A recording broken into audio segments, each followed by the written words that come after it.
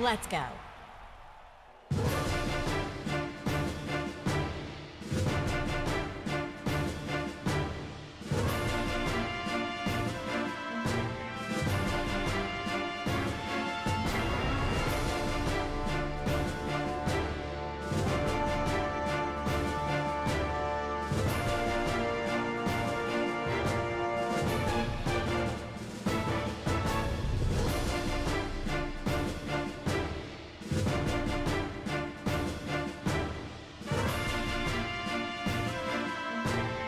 welcome to Clash Royale League Asia. This is where all the stars are born from Asia, from 3 regions: Japan, Korea, and Southeast Asia.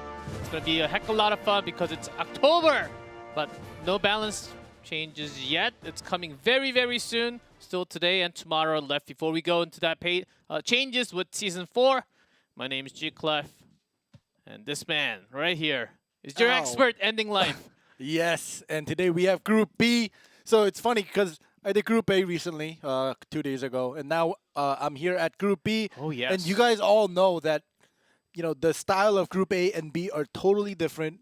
So Group A, it was a little bit fast the past Thursday. Today, I don't know, I'm thinking a little bit of a long day. Yeah, Group A was actually really cool. We got to see some Three Musketeers happening. Lots of Fishermen, of course, some RG. So still we see not new decks, but a mix between the 2 decks, having both winning conditions, and then you just mix it together with some spells, and it looks like a brand new deck, but you have 2 ways of winning, which can be good for you when you are having some counters to the opponent's side of decks. So still, it's been almost an entire month. Still, new decks, new play styles are being found out, which is really cool. Which just means that the meta is still ongoing. It's not stopped anywhere. Definitely. And, you know, before we went live, G-Clef was scolding me about, you know, last Thursday about, remember that Golem deck we were talking about? You know, I'm still in my mind, but, you know, yeah, when I look it over, yeah, it had to be the Golem. But, yeah, this is the standings.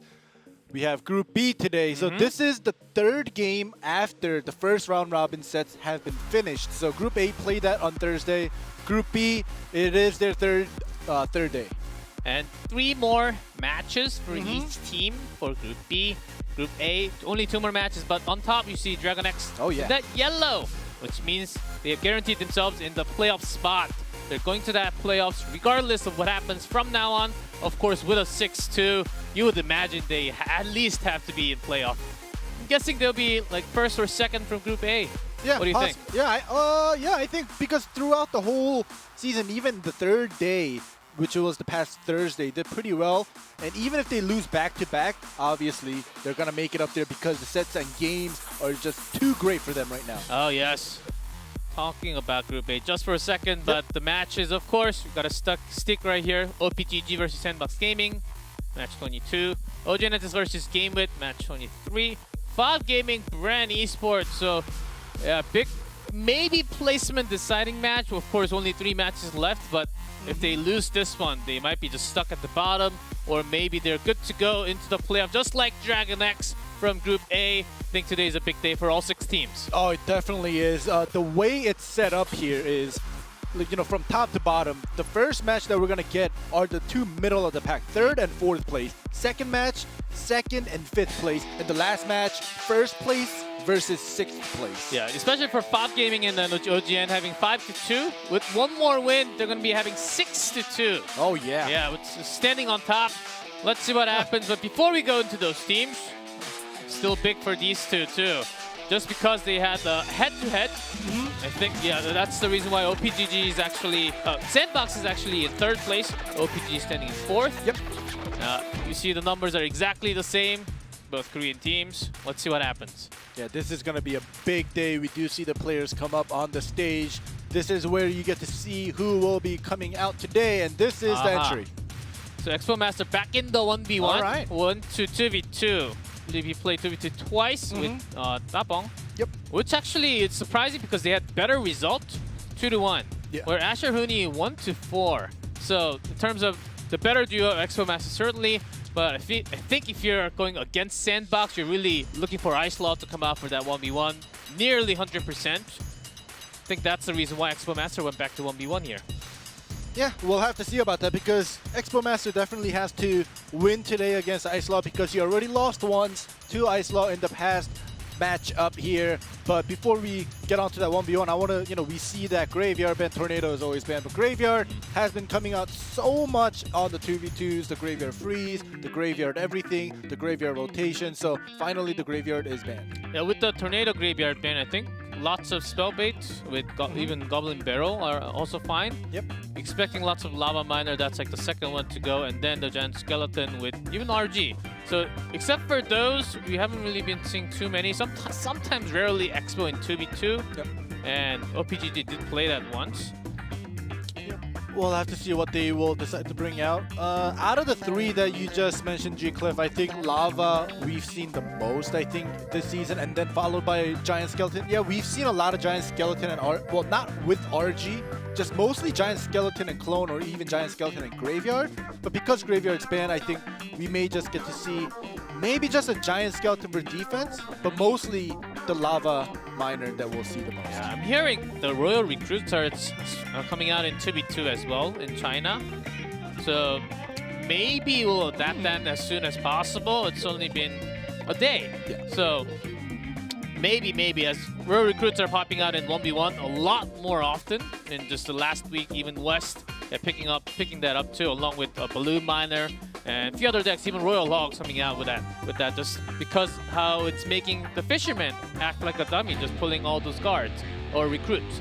So we're ready for that 2v2. It's OP Huni Asher from OPGG, Connie Sado from Sandbox Gaming.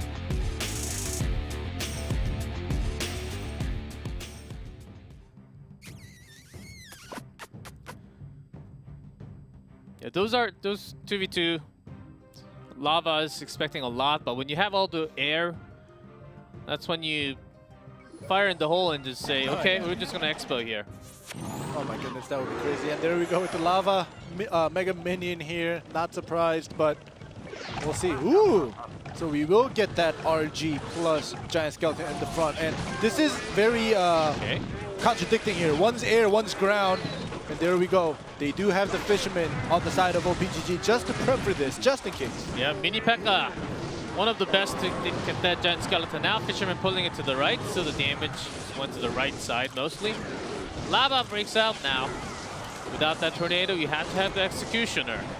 All right, well, that Executioner now. Ooh, nice lightning there, just to add on a little bit more damage. Yeah, good guards against the RG and also the Lumberjack, but after the Rage, this one's actually pretty healthy. All right, well, this RG raged up is going to get 3 shots here, and that's more than good enough for 2 shots here. Sorry, he was about to shoot the third one, but it was already like 2200. Yeah, I think with the Rage, I was imagining 3 shots too. So that cuts it, but still Sandbox Gaming. Yeah, in terms of both towers, taking just a little. Yeah, this makes it about as even. Fisherman, I think, both teams not really covering the right side too much this time again. Pulled by the Fisherman, but the RG still stays.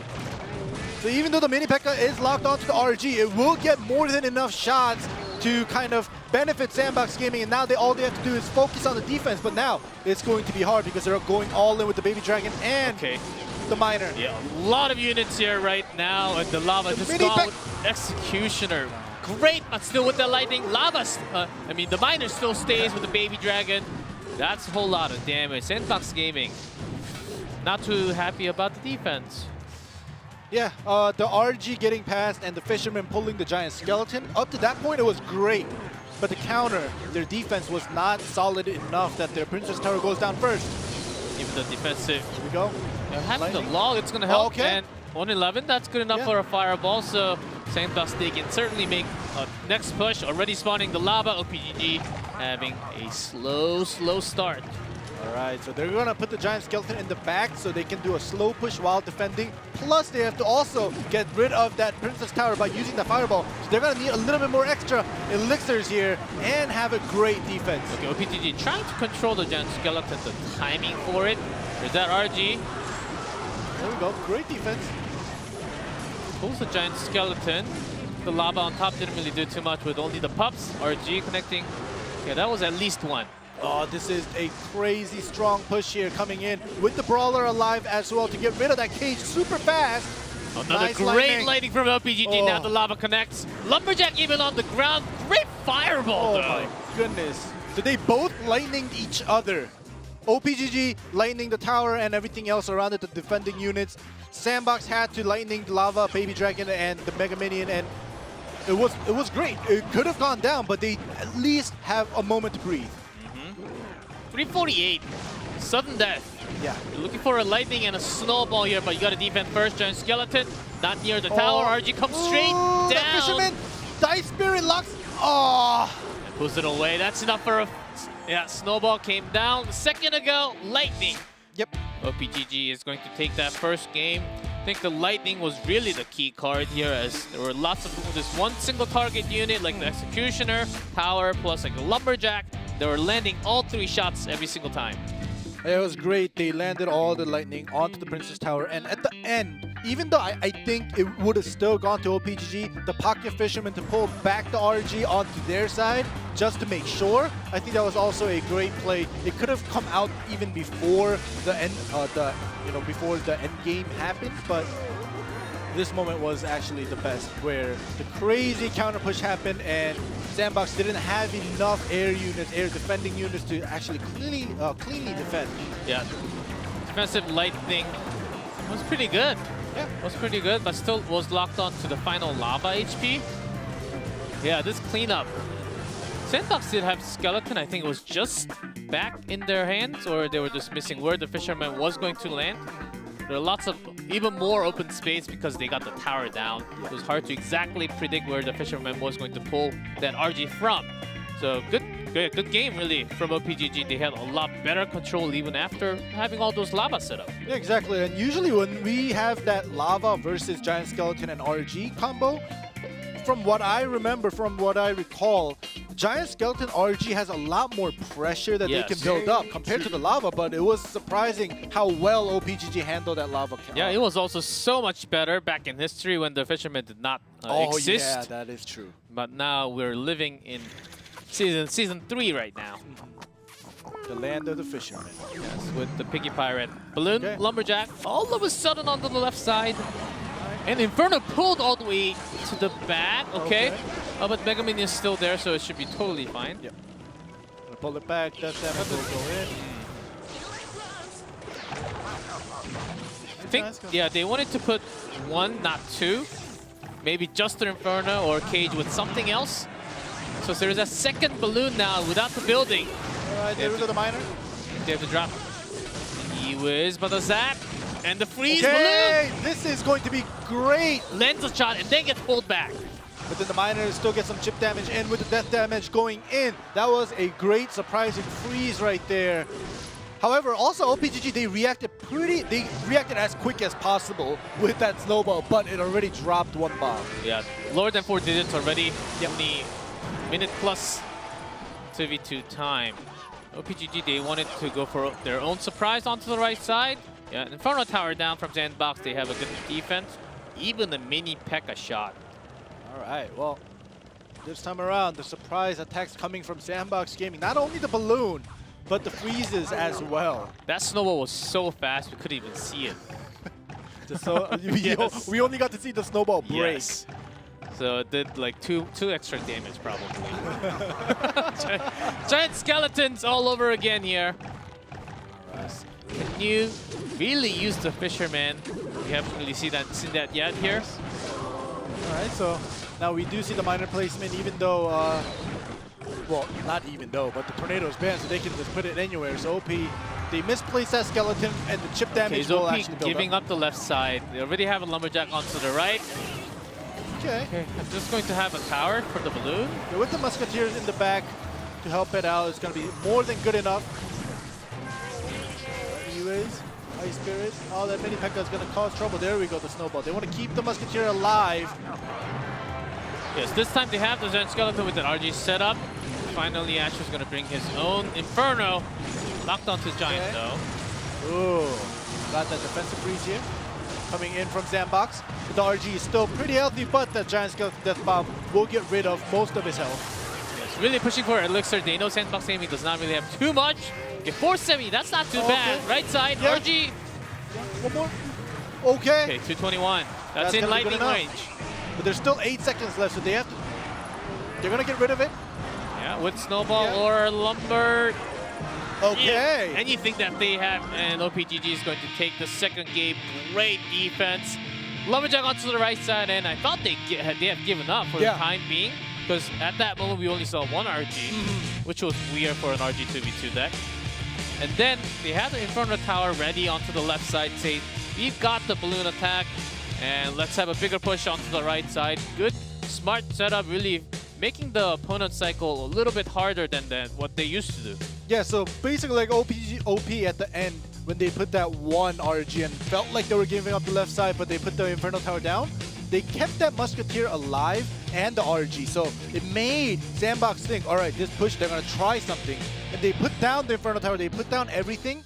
And then after they got rid of that Inferno Tower, they OPGG, they put down the real RG that they wanted to send across the bridge to do the damage. Yes. And the Inferno onto the right side. We're talking about second game here, of course. Of course. Yeah, it was right before this moment that they also had a really big push. Again, OPGG. Yeah, really having a tough time. I think this was the reason why they were pushed a lot from the beginning onto the left side. Yeah, both buildings down. Then what do you do with the surprise next freeze? balloon? Yeah. Yeah. Oh my goodness. This surprise freeze.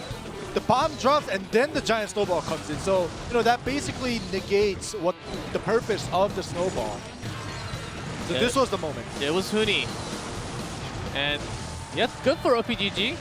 The Inferno was locked onto the giant skeleton, not the RG, so RG survived. Did a couple more shots, and then the next one comes. And a good D from OPGG against that miner. It was going to be closer to a spell range for Sandbox 2 if that wasn't actually perfect. Yeah, and the couple seconds that we had left, if it wasn't for that Goblin Cage and the balloon got even closer, or even the Lumberjack got close, it would have been super close. They would have both been literally just fighting for time, but at the end of the day, OPGG comes out on top 2-0, Sandbox Gaming in the 2v2. Yeah, I do want to talk a little bit more about 2v2, but we have other 2v2s to go through today, so skip that. Let's focus on the screen. Expo Master, yes, he's been having a winning streak now, actually, out of that losing streak. And he's back on Twitter. Yeah, he won two 2v2s in a row and then two 1v1s in a row. So his 1v1 used to be 0 and 3, now it's 2 and 3. So yeah, the winning streak is coming. We'll see how he does today, because today, like we said, very important day for both of these teams. Yes, he's back on Twitter, which means that he has to go to Worlds now, World Finals. That's what he said. I don't know why he's already back. Ice Law certainly looking pretty good on stage today, as the entire team has lots of pressure on him for 1v1, as he has been having okay moments, some suffering moments, but real good moments at the beginning. It is not the same. The meta is consistently shifting all the time. Let's see what he finds against his Expo Master today. Yep, he has beaten him once in the past. We'll see as the meta, like G-Clef says, shifting. Ice Law, but we know him as someone who can basically play any deck he wants. So we'll see what deck he brings in today. I'd like to see some more giants coming out. Ready for that game one between OPGG Sports, Sandbox Gaming.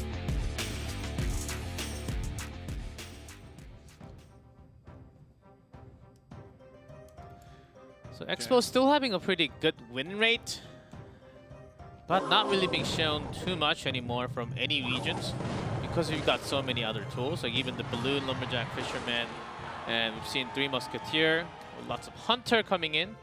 So because of the variety, you just cannot cycle perfectly. Still, RG is actually being one of the most played deck right now. I think RG is basically just one of the most played, like you said, but it's one of the most safest route to go if you want something to lock onto the Princess Tower right away. Because another Executioner RG deck is also the one really cheap cycle. That's exactly what you want to find all the time. Go. Execution is just so strong. There we go. Nice fireball to get rid of that half HP Executioner here. Ewiz is going to keep the RG at bay for such a long time, just one cannon. Yes, Expo really wants to find the perfect shot with the Executioner. As oftentimes this deck does have 3 spells in it, so you can just bring that. It was also used with Musketeer or even Valkyrie from time to time. Oh yeah.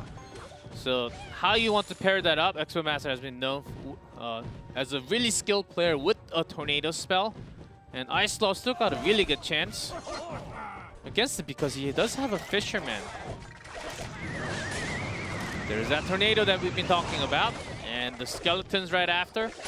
No shot from the RG this time. Gonna wait it out for another cycle to get through for that RG. There we go, RG in the back. He knows that he's gonna have to cycle through anyways. And another Executioner comes out right away. Trying to cycle through. Yeah, just waiting for the time for the tornado, but the pull! pull! Yeah, pull makes it in perfect. Almost logged, but still the damage did go in from that RG. That could have been disastrous, but not as bad actually. That skeleton put down just in case a Fisherman came down, but it did not come down from the side of Ice Law. Pretty even up right now. Yeah, Executioner. You want to put it in the corner like that so you can get a lot better angle. Alright, the RG's still gonna get a couple shots on the Fisherman, pulled him in.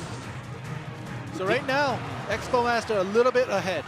Yeah, did get the second shot, and look at that. Transparent! You can see everything through the numbers, through the letters. Yes. Love it so much. I guess the technology is here now. Yeah. It's almost 2020. Sudden death overtime, Executioner pulled, but still locks on to the right target. Oh my goodness, that was crazy right there. Logs. And one more shot from the RG! Whoa! Finishes the game, Expo Master.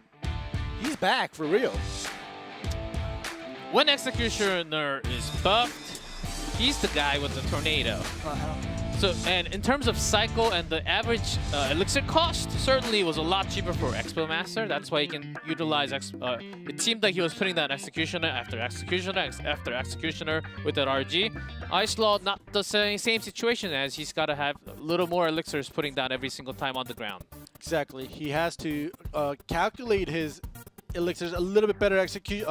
Not Executioner. Expo Master had the Ice Spirit and the Skeleton cycle over and over again, so we get to see a lot of Executioner even with or without the tornado. So Executioner just damage-wise is so strong right now. So look, like this moment when he gets pulled, if he had locked onto the Fisherman and wasted 2 of his boomerang on the wrong side, that could have changed the game. Yes, because the RG would be dead already. Yes. And on the opposite side, Ice Law's RG was pretty healthy and down in the sudden death. So one down, but they Sandbox Gaming, they already lost their 2v2, so it's actually on a match point for OPGG. They can have a 4-0 against Sandbox Gaming right now and then move up a slot in the standings. Ice Law on the last row. Definitely right now.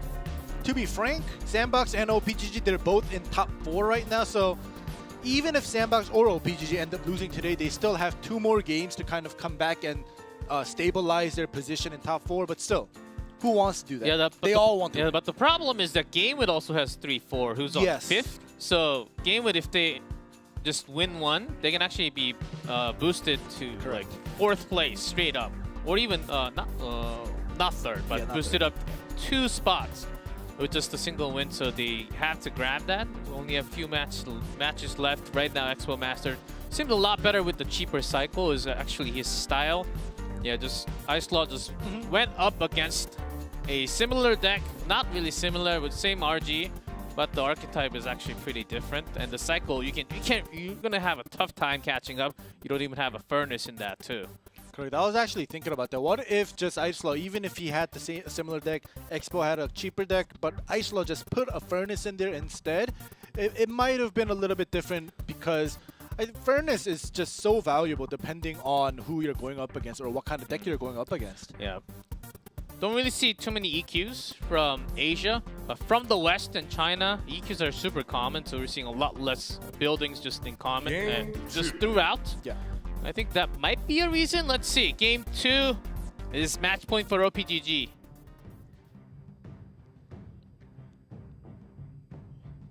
Whoa, shaky moments for Sandbox Gaming. Can they overcome this? And a spell bait. Yep, God Barrel right there off the bat. Yeah, just in case of tornado on the corner. We've been seeing a lot more, not too much, but we've been still being able to see a lot of Goblin Barrels from time to time, so A lot more compared to any other season, like with the skeleton army and so on. Still 2 shots locked onto the tower. That's great, 200. All right, Scar me here. Is this a cheaper cycle or one of the heavier ones? I believe around 3.9 with the RG.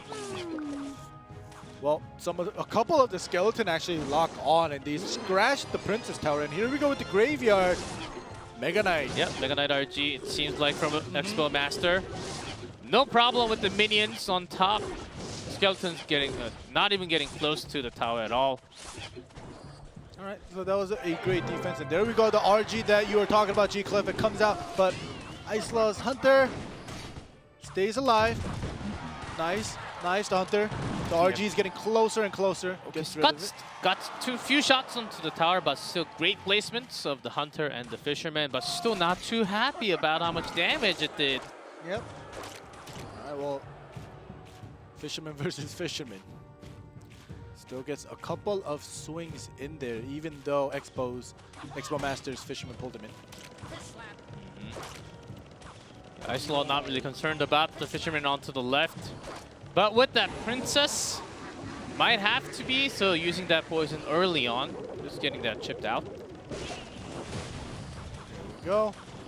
So you know that Snowball's always locked on from the Goblin Barrel.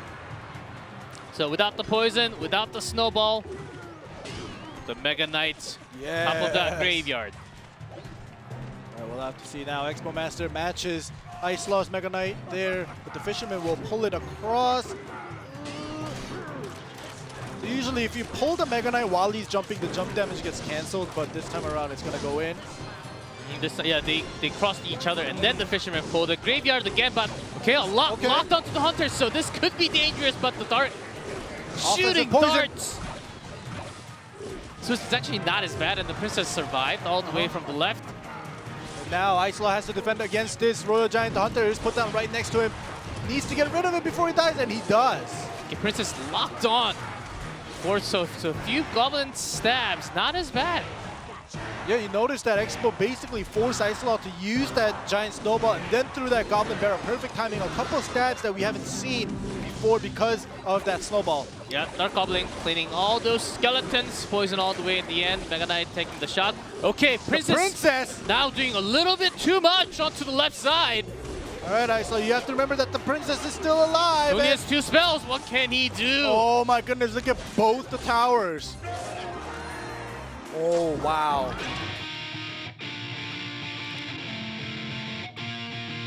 Not an oops moment from Icelaw, but because Expo Master was forcing his spells so many times, left and right, Princess, scar me, Dark Goblin, so whatever you do, you just have to use a spell all the way to the back. Icelaw was caught with poison and the Giant Snowball. So that's a 4-0 OP. GG takes the first match. Yeah, that was a very clean win coming in, and Expo Master, both of his 1v1s, he had control, he knew what he was doing. He was creating the pace of the game, and especially the second game, like, you know, where you were talking about forcing the spells, just not giving Icelaw the time to get rid of that Princess, or just, he was so busy defending on that one lane, and he was so busy because he was further away from getting that Princess Tower down. He had nothing else to do. Yeah, even the second game, not the best deck situation for Icelaw too. So certainly Expo Master had his day today. That was a 4-0 wipe already. Wow. What a quick match. We have next match coming up very soon. OJ Nentis versus GameWit. Stay tuned, this one's important.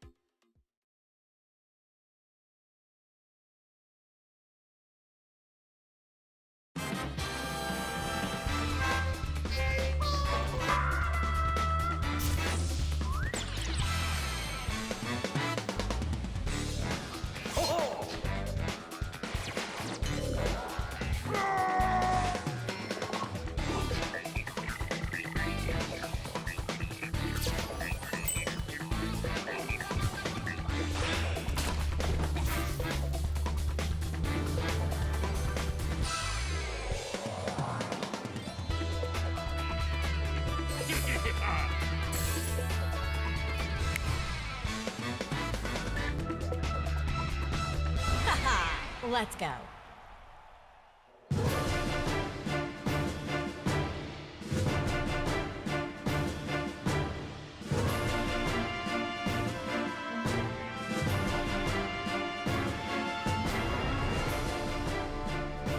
Get ready for the next battle.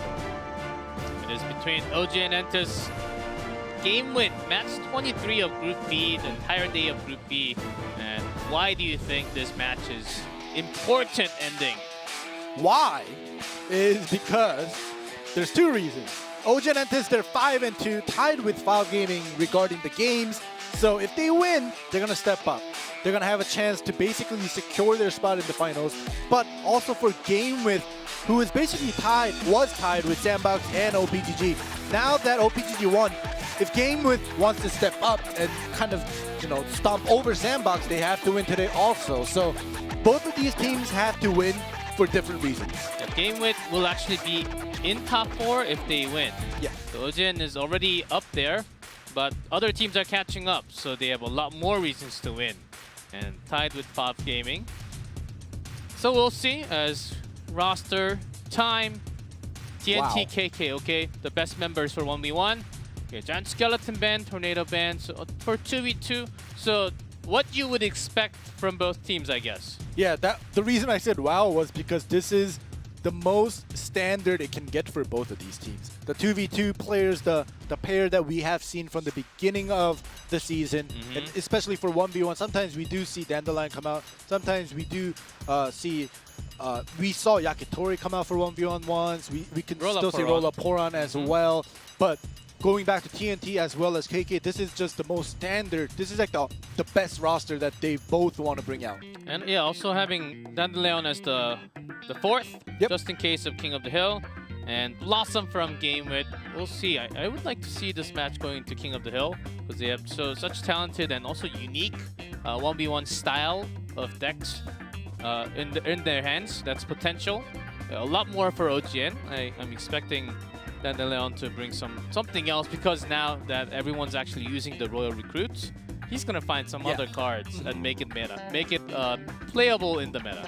Yeah, that was just crazy when we first saw him use it last season, and we didn't see it after that, and then we started seeing it this season, and it just felt great to actually get into the meta. But this 2v2 right now, just by looking at the record, OG and Entus' 2v2 records are just so great, obviously, because they were the first place team for such a long time. Game with has been at the bottom, but still, considering them being at the bottom of the table, 3 wins, 3 losses. 4 wins, 3 losses. That's a pretty great 2v2 record for being a 5th place team. Yes, and they have lots of 0-2 and 2-1s in their record. Not too many King of the Hills, actually. Only twice. Same story for OG and Entus.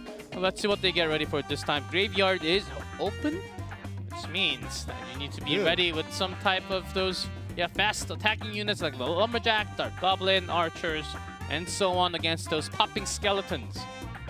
What do you think is one of the best counters against the Graveyard, other than Poison? Well, depending on how you put the Dark Goblin, I think Dark Goblin is just great if it doesn't die right away. Great answer. I love that Goblin. Yes. Game 1. Let's get in. G-Clef complimented me. Yeah. No, I My love day that is going Goblin. great. My day is going great. I lost 3 in a row before we went into live. Yeah. Just lose some more. Thanks. Okay. Just Log and Ice Golem. Okay, an Expo from OG and Entus. And an instant response with the Dark Prince. So no shots connecting from the Expo and deleted with that Inferno. Wow. We've been talking about that Expo in 2v2. Sometimes it comes out from time to time, and it finally does. Yeah, not from OP, this time from OG and Entus. Archer's also pretty good against the Valkyrie, so OGN is certainly ready for what they have expected. It is the poison with that Graveyard. Not too much damage. Yeah, they use a lock just to make sure to clean it up. The Valkyrie and the Archer, to be honest, did a great job at the beginning. But there we go, a cycle through another Graveyard. Yeah. Ice Spirit did not connect. Had to use the E-Wiz instantly, and defensive Skeleton. The second Graveyard without the poison actually didn't do too much. Yeah, usually it's a second Graveyard that causes trouble. But this time around, the second Graveyard actually basically did nothing, and here we go, another push. Probably not another cycle through a graveyard. They just want to send it through, get their cycle in hand. Yeah, GameWith's Musketeer not crossing the bridge entirely, not locking onto the Princess Tower on the bottom, has been causing few more elixirs for OG and Entus both times. Yeah. And pretty sure GameWith does have a freeze. Last time on the second graveyard was just holding on to it. Okay, the Musketeer is pretty far away. Maybe we'll use it next time. Pekka in the back, the Baby Dragon will cross. Both of them brought the Expo now. So now we do see a defensive and the offensive Expo. The Expo is going to actually go down to basically do nothing, but the poison damage will still go on in for OG and Entus. Yes, I think that's the important part. GameWith, they got the poison damage into the bottom right. And locked onto the Pekka with the Tesla. Ready with that graveyard. No poison yet. Yeah, so maybe, you know, GameWith, they kind of understood. All right, the first time they're going to put the Valkyrie, the Archer is going to not do so great even with the poison. So they may want to just keep that poison for another time here. Expo left and right. Let's see, the left one connected before the Inferno Tower got to the ground. Yeah, and the Valkyrie bought a lot of time. And the right side connects also.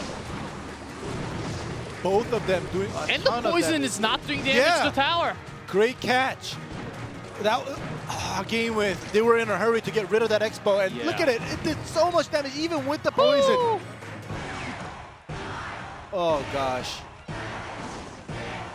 I'm getting scared because Expo in 2v2 might become a meta. Oh my god. There we go with the rocket. Big rocket comes down from OG and Entus. All right, another graveyard here. The graveyard with the Tesla and the Valkyrie and the Musketeer is not going to basically going to do nothing here. And it's very unfortunate that the poison before for the Expo didn't connect. Okay, OG and Entus they're getting ready for the final. Yeah, and that's in rocket range for 1. All they have to do is defend. There's that freeze from GameWith. But it has to be before the travel time of that rocket, but still had about 1200 HP to go through for GameWith. Yeah, the freeze came just a little too late before the game finished. Yeah, double Expo on that 2v2, and I think it was huge when both the offensive Expos on the left and right basically connected to the tower. So GameWith, they put the Inferno Tower down on the left side, but the Valkyrie and the Archers were locked onto it, so it bought the Expo time to do damage on the left side. On the right side, we saw basically the poison didn't lock onto the Princess Tower, so they didn't get the max value, and the Expo just stayed alive for so long because it didn't take so much damage in the early game. So just so many problems for GameWith to deal with, and a fast cycle. I don't even need to mention that. Yeah, the moment GameWith put down the Pekka, which doesn't really do too much when there's so many small units and long distance for them to actually travel from the back of the King Tower. I think that's exactly what OG and Entus wanted. Okay, we have this much time. Let's save up elixirs, and the Pekka won't be too much effective.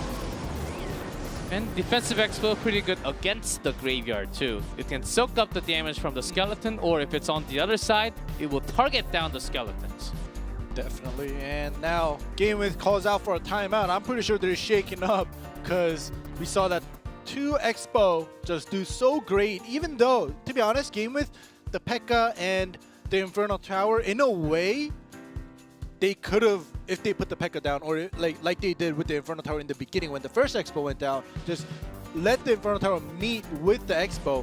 It could have worked out, but it's just OG and Entus, their cycle and their defensive capabilities were just a little bit better played. Yep, Expo versus Inferno Tower. Inferno Tower wins with positive elixir value. In 1v1, for an Expo player, you can actually read that, and the Inferno Tower locks onto a single target. Correct. If there's skeletons, bats, minions, you can just have that. You have to be ready with another spell, but this is 2v2. Yeah. There are going to be so many more of those small units popping in, out, here and there, everywhere, so can't really connect too many times with that Inferno. So I think GameWith, I'm going to be a little biased here. They got to go through. They went through the Expo. It was really tough, but they can't just let OGN do that twice. They have to have some other type of solution here because I don't want to see Expo in 2v2. Oh! Don't make it become meta. You have a mission, GameWith. Let's go game 2. You're an Expo player. Used to be an ex-Expo player. He used to be an ex-Expo master. Expo Unmaster. All right, well, we'll see. If Ojin does it again, I'll be surprised. Okay, 2 muskies, not the 3 muskies. All right, so Goblin Cage, no Expo. Good for you. Yeah, very unlikely with that. Yeah. Yeah, they might just have their own graveyard this time. Guard, Guard, good tool perfect. against it. The offensive poison coming down from Game Wit to seal those guards in. Ooh! Ooh, and the Baby Dragon actually locked onto a couple of the skeletons, so it's going to take a lot of damage from the Musketeer. Yeah, a couple of those single skeletons. So the area damage actually did not go into the other side skeletons. So good for Game Wit. They got a lot of damage in the first push.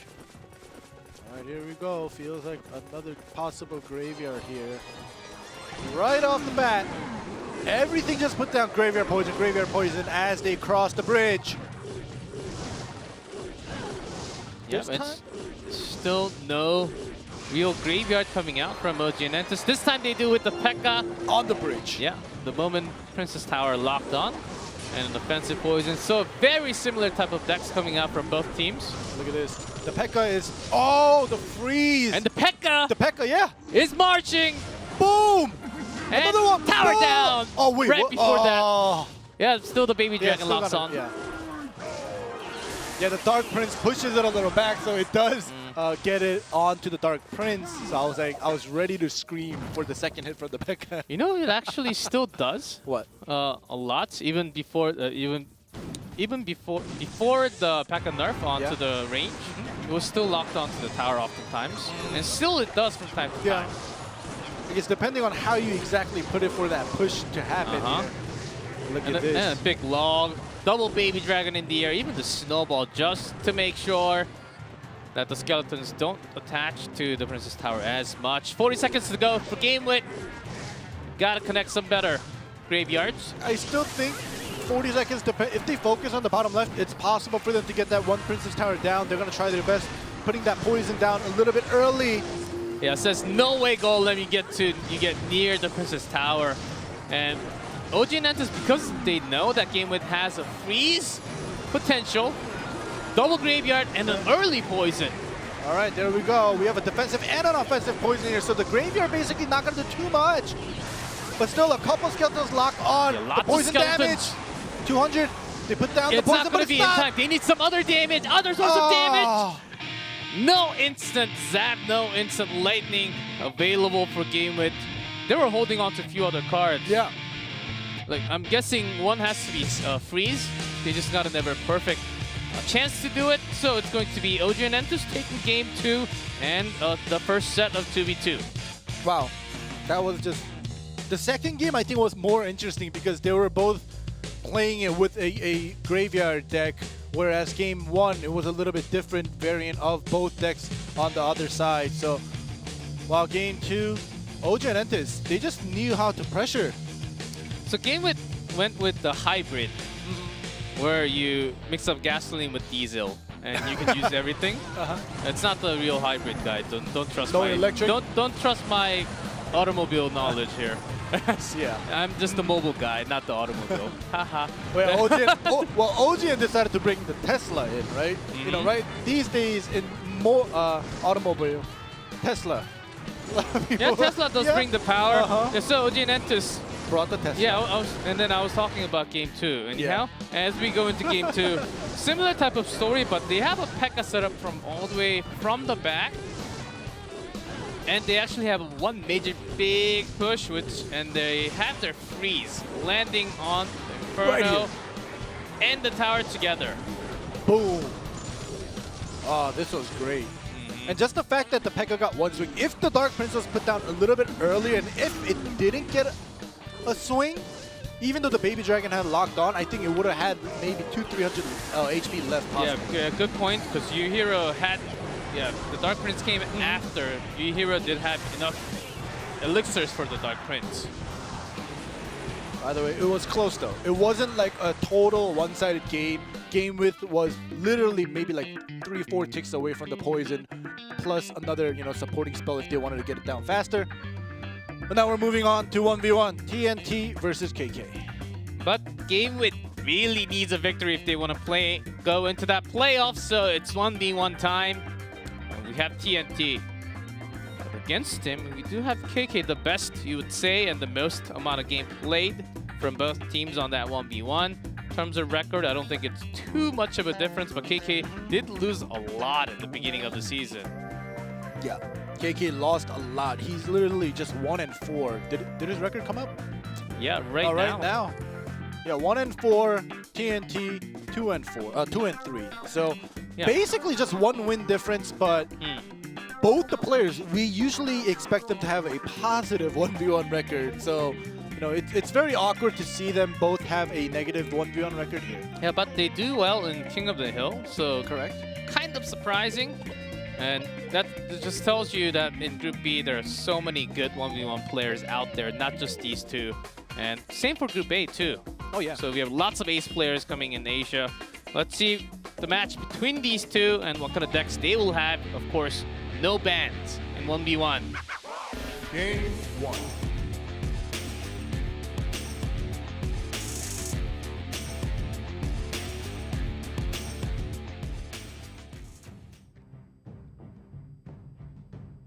I got so used to no bans in 1v1. When you said no bans in 1v1, I was like, no duh. Yes, no duh. Yeah. No duh. But some people forget. Yeah, I was watching Thursday and what's the ban card on this 1v1? There's no ban card. Yeah. There's no Just to remind people, because we still have ban cards. Yeah. And Executioner, but then versus Lava. TNT answers with the Lava, but he knows. There we go, the RG and the Executioner in the back. He knows it's gonna cross, but the RG in the front did not expect. Yeah, the cage is gone. The Brawler and the Mega Minion locked on, so RG is taking a lot of damage, but 3 good shots. Good. And actually, this turned out better than I expected, because the 3 supporting units, they all stayed alive, and there we go, a Tornado.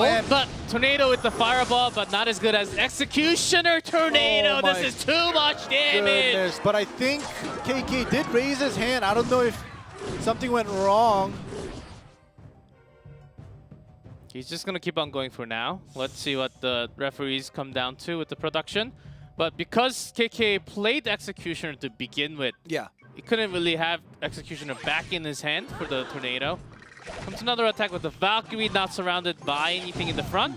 Okay, the Valkyrie is going to help it get rid of the cage early. Even though the Valkyrie dies out early, the Royal Giant will get more than enough shots in to kind of close the gap, but still far away. 926 left.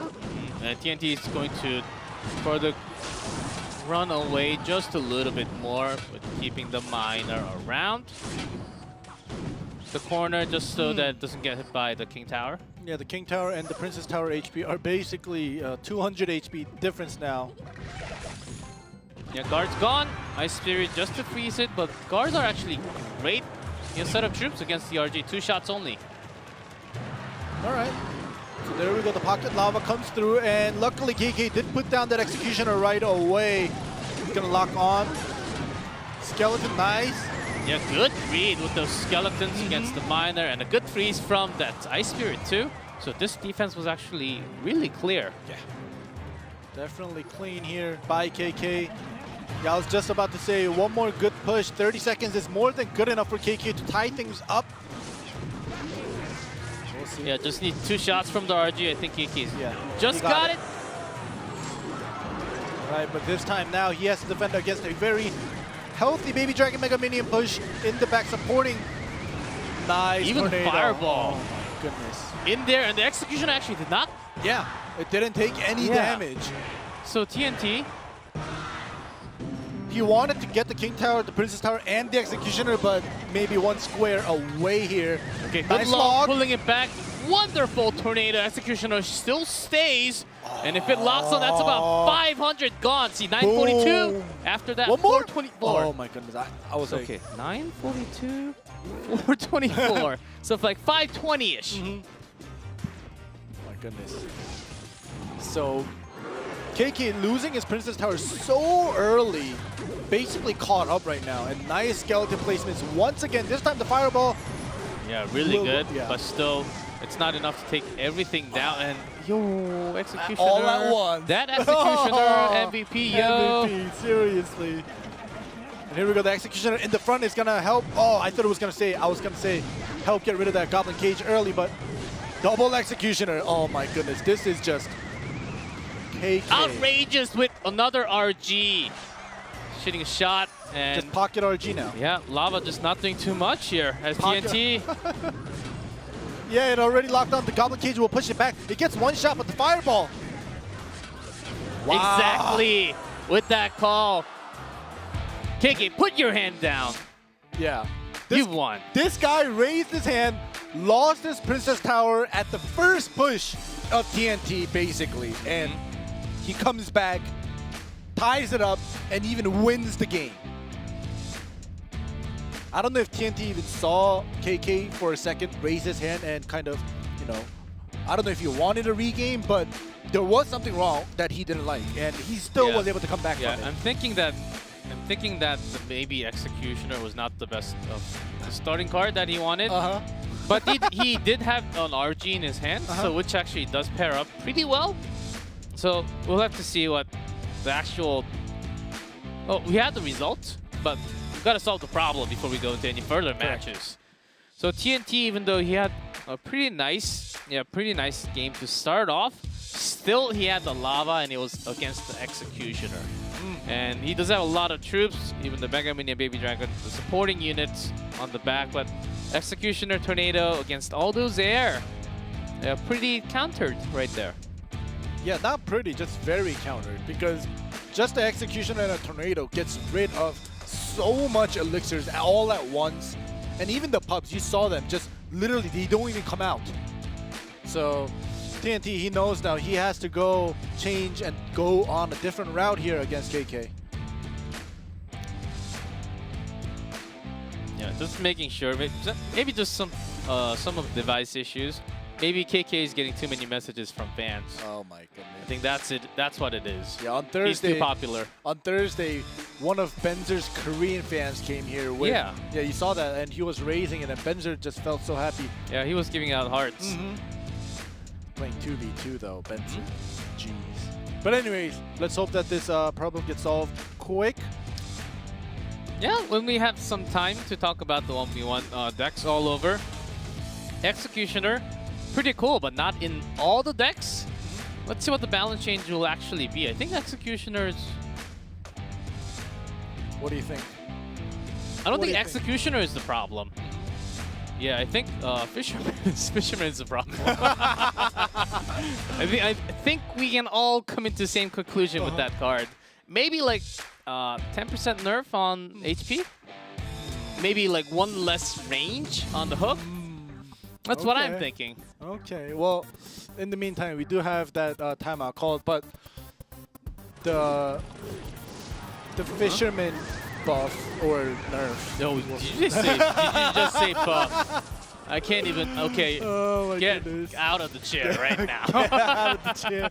Because you know why I say that? Because well, obviously I'm joking about the buff, but Fisherman, if it's not played right, it can cause you problems, even in the pro scene. Like we've seen that on Thursday, where if it's misplaced or if you think wrong and if you calculate it wrong, it's gonna also cause problems instead of being good for you. So I think until everybody just perfectly uses a Fisherman, it's still, you know, half and half in a way. Yeah. Right before this, where TNT actually missed his fireball onto the Executioner. Defending Executioner on top right. That was a big moment, even though it did hit the towers.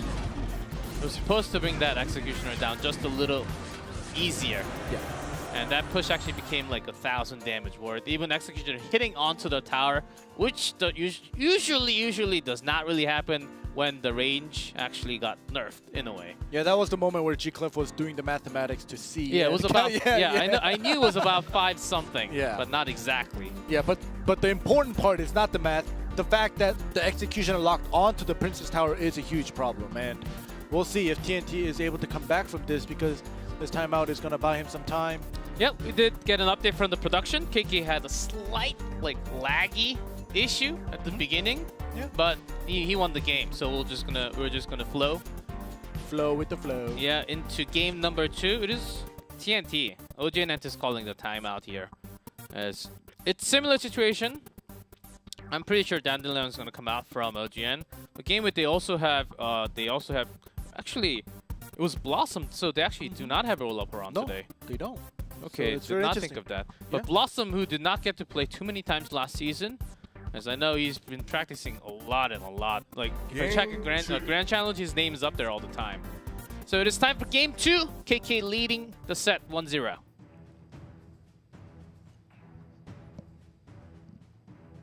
Okay. Executioner again, or a little bit of a cheaper cycle.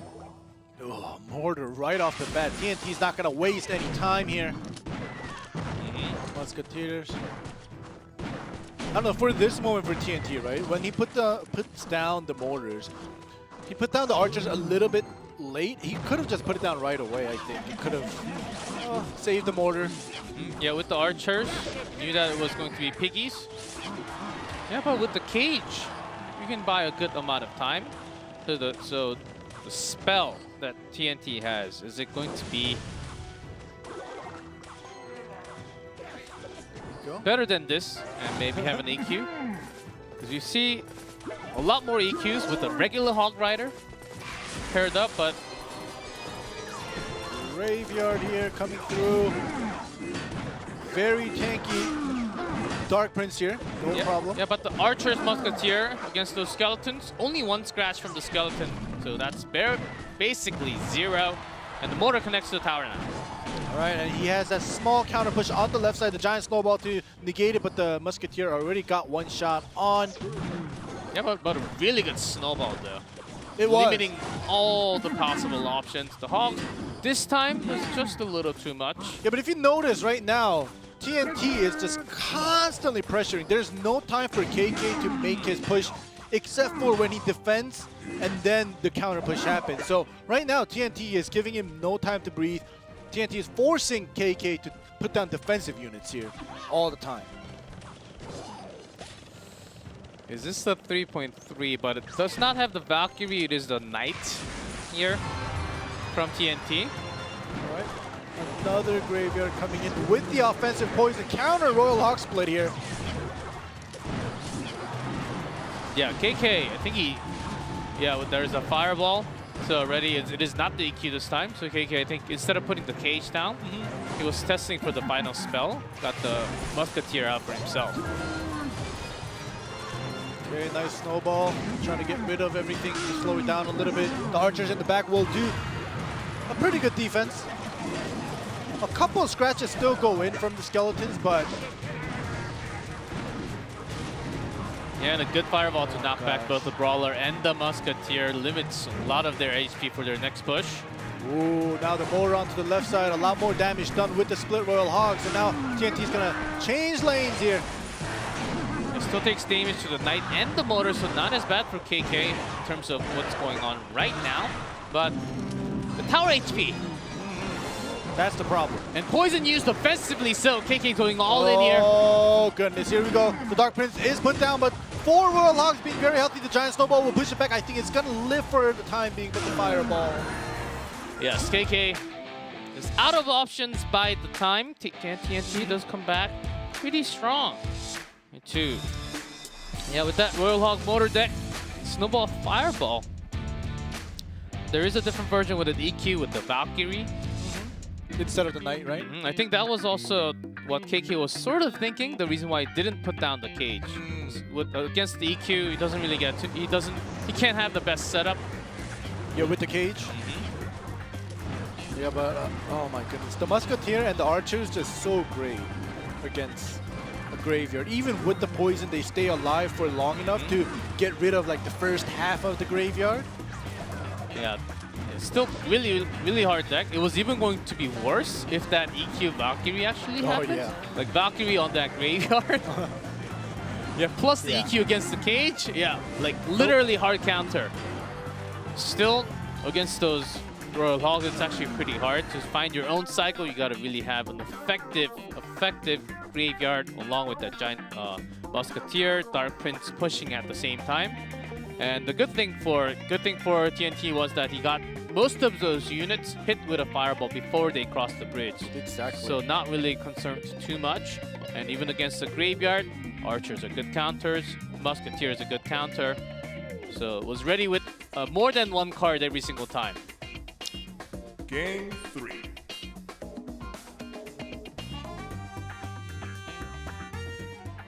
What? What are you looking at? He said No, I was looking the at you. robot guy said it. Yeah. Game 3. Okay, okay. I wanted you to say it though. No, I want to hear your he's- voice. He say sounds game, so much better. All right, let's get into game 3, guys. Is what I like to hear. But here we go, Furnace. KK plays a lot of Royal Giant Furnace, and he's actually feels like he's going back to it. Just going to throw down the fireball. Had 2 spells in the starting hand. 6-4. KK, he has to take the pace of the game. He can't just follow what TNT makes for him because he's been doing that in game number 2 and he had no success in it. It wasn't even close. It was very one-sided for TNT here. And we're seeing a lot more cycle spell. No further. Barbaro was just used, so TNT just finding a perfect time to have that Goblin Barrel. And well, now that he knows he can save the bar barrel for the goblin barrel, he's not going to use it. I'll have to see if not TNT, KK will be able to come back for it because he's already taking so much damage. It's because the KK did not really expect the Goblin Barrel to be coming down, but with the log, I think he had some idea, little hints, but it was unlikely. So the bar barrel was actually thrown before that. If he saw Rascals, certainly he was going to be holding on to it. All right, with the Royal Giant taking some damage here. The Bandit, everything is going to lock it. Oh, no shots coming through. Of course, there were like 400 units gathered up around him. He should go down even if it's 6 elixirs. Yeah. Oh my goodness. The Rascal Boy actually locks on there, even with the fireball damage. So now TNT just getting a lot of chip damage. The Rascal Girl gets a rock thrown onto the Princess Tower as well. Yeah, even one more slingshot. So not as bad, but now KK does have the barrel. So against the Goblin Barrel all the time, okay. Against the Rascal, what else do you have? He does have guards, Baby Dragon Furnace, so not as bad. All right, the Bandit on the left side. I don't really care, it's only going to do about 1,000, just a little bit more than that. Just gonna let that go here. Now this Royal Giant push is gonna be important because there's only 25 seconds left. Fireball, TNT knows that. He's gonna just go all in on defending this perfectly. Lightning does come through, but still not gonna be good enough. There's still no shot. Even with that lightning, having so many units curing, but TNT still finds no success because of the barrel. The Barbarian coming out from it, so has to find really great chances with the fireball. Now the Bandit.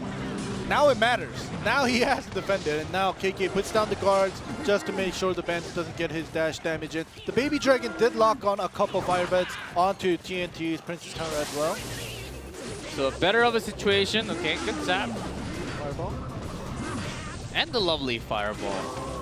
Yep, it gets the Royal Giant, Mega Minion, and the Ewiz. Easily cleaning things up. KK is sort of stuck here with the RG setup that he's been having. So just going to Bridge spam, a good cycle chain. But the Bandit locks on.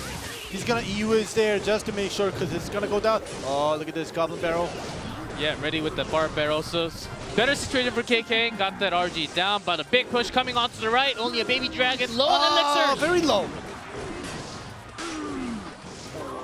This Bandit with the log, the furnace is just a desperate furnace. Into the furnace, but now the tower goes down. Oh my. And TNT does secure the win for OGN Entus. All right, this makes OGN 6 wins and 2 losses here. It makes game with 3 and 5. Yeah, for now, because Valve Gaming is up next, yeah, OGN Entus is #1 on Group B. Correct. Yeah, which means a lot for them because they're now putting some more pressure onto Valve Gaming. They're on top. And game with this was a big opportunity, big chance for them to climb up to 4th, but not being able to grab that against such a strong team tonight. Wow. I've never expected Game With to have so much trouble in either 2v2 or 1v1 here. I was expecting a lot more Goblin Barrel to be played from KK, which he loves so much.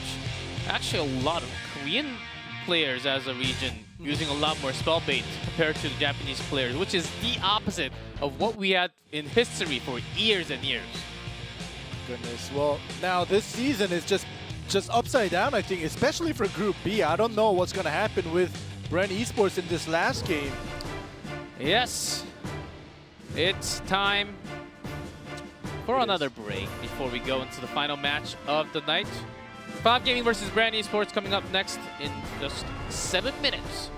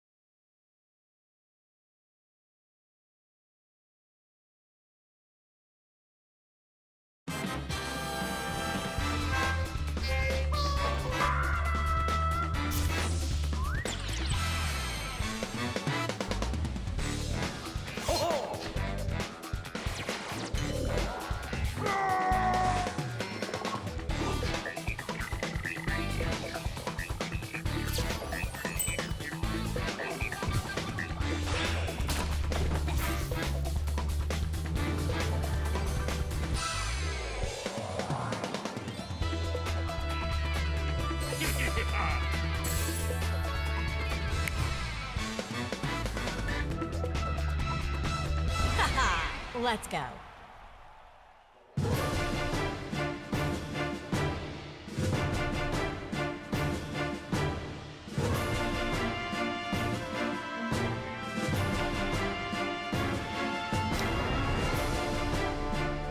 Welcome back, guys.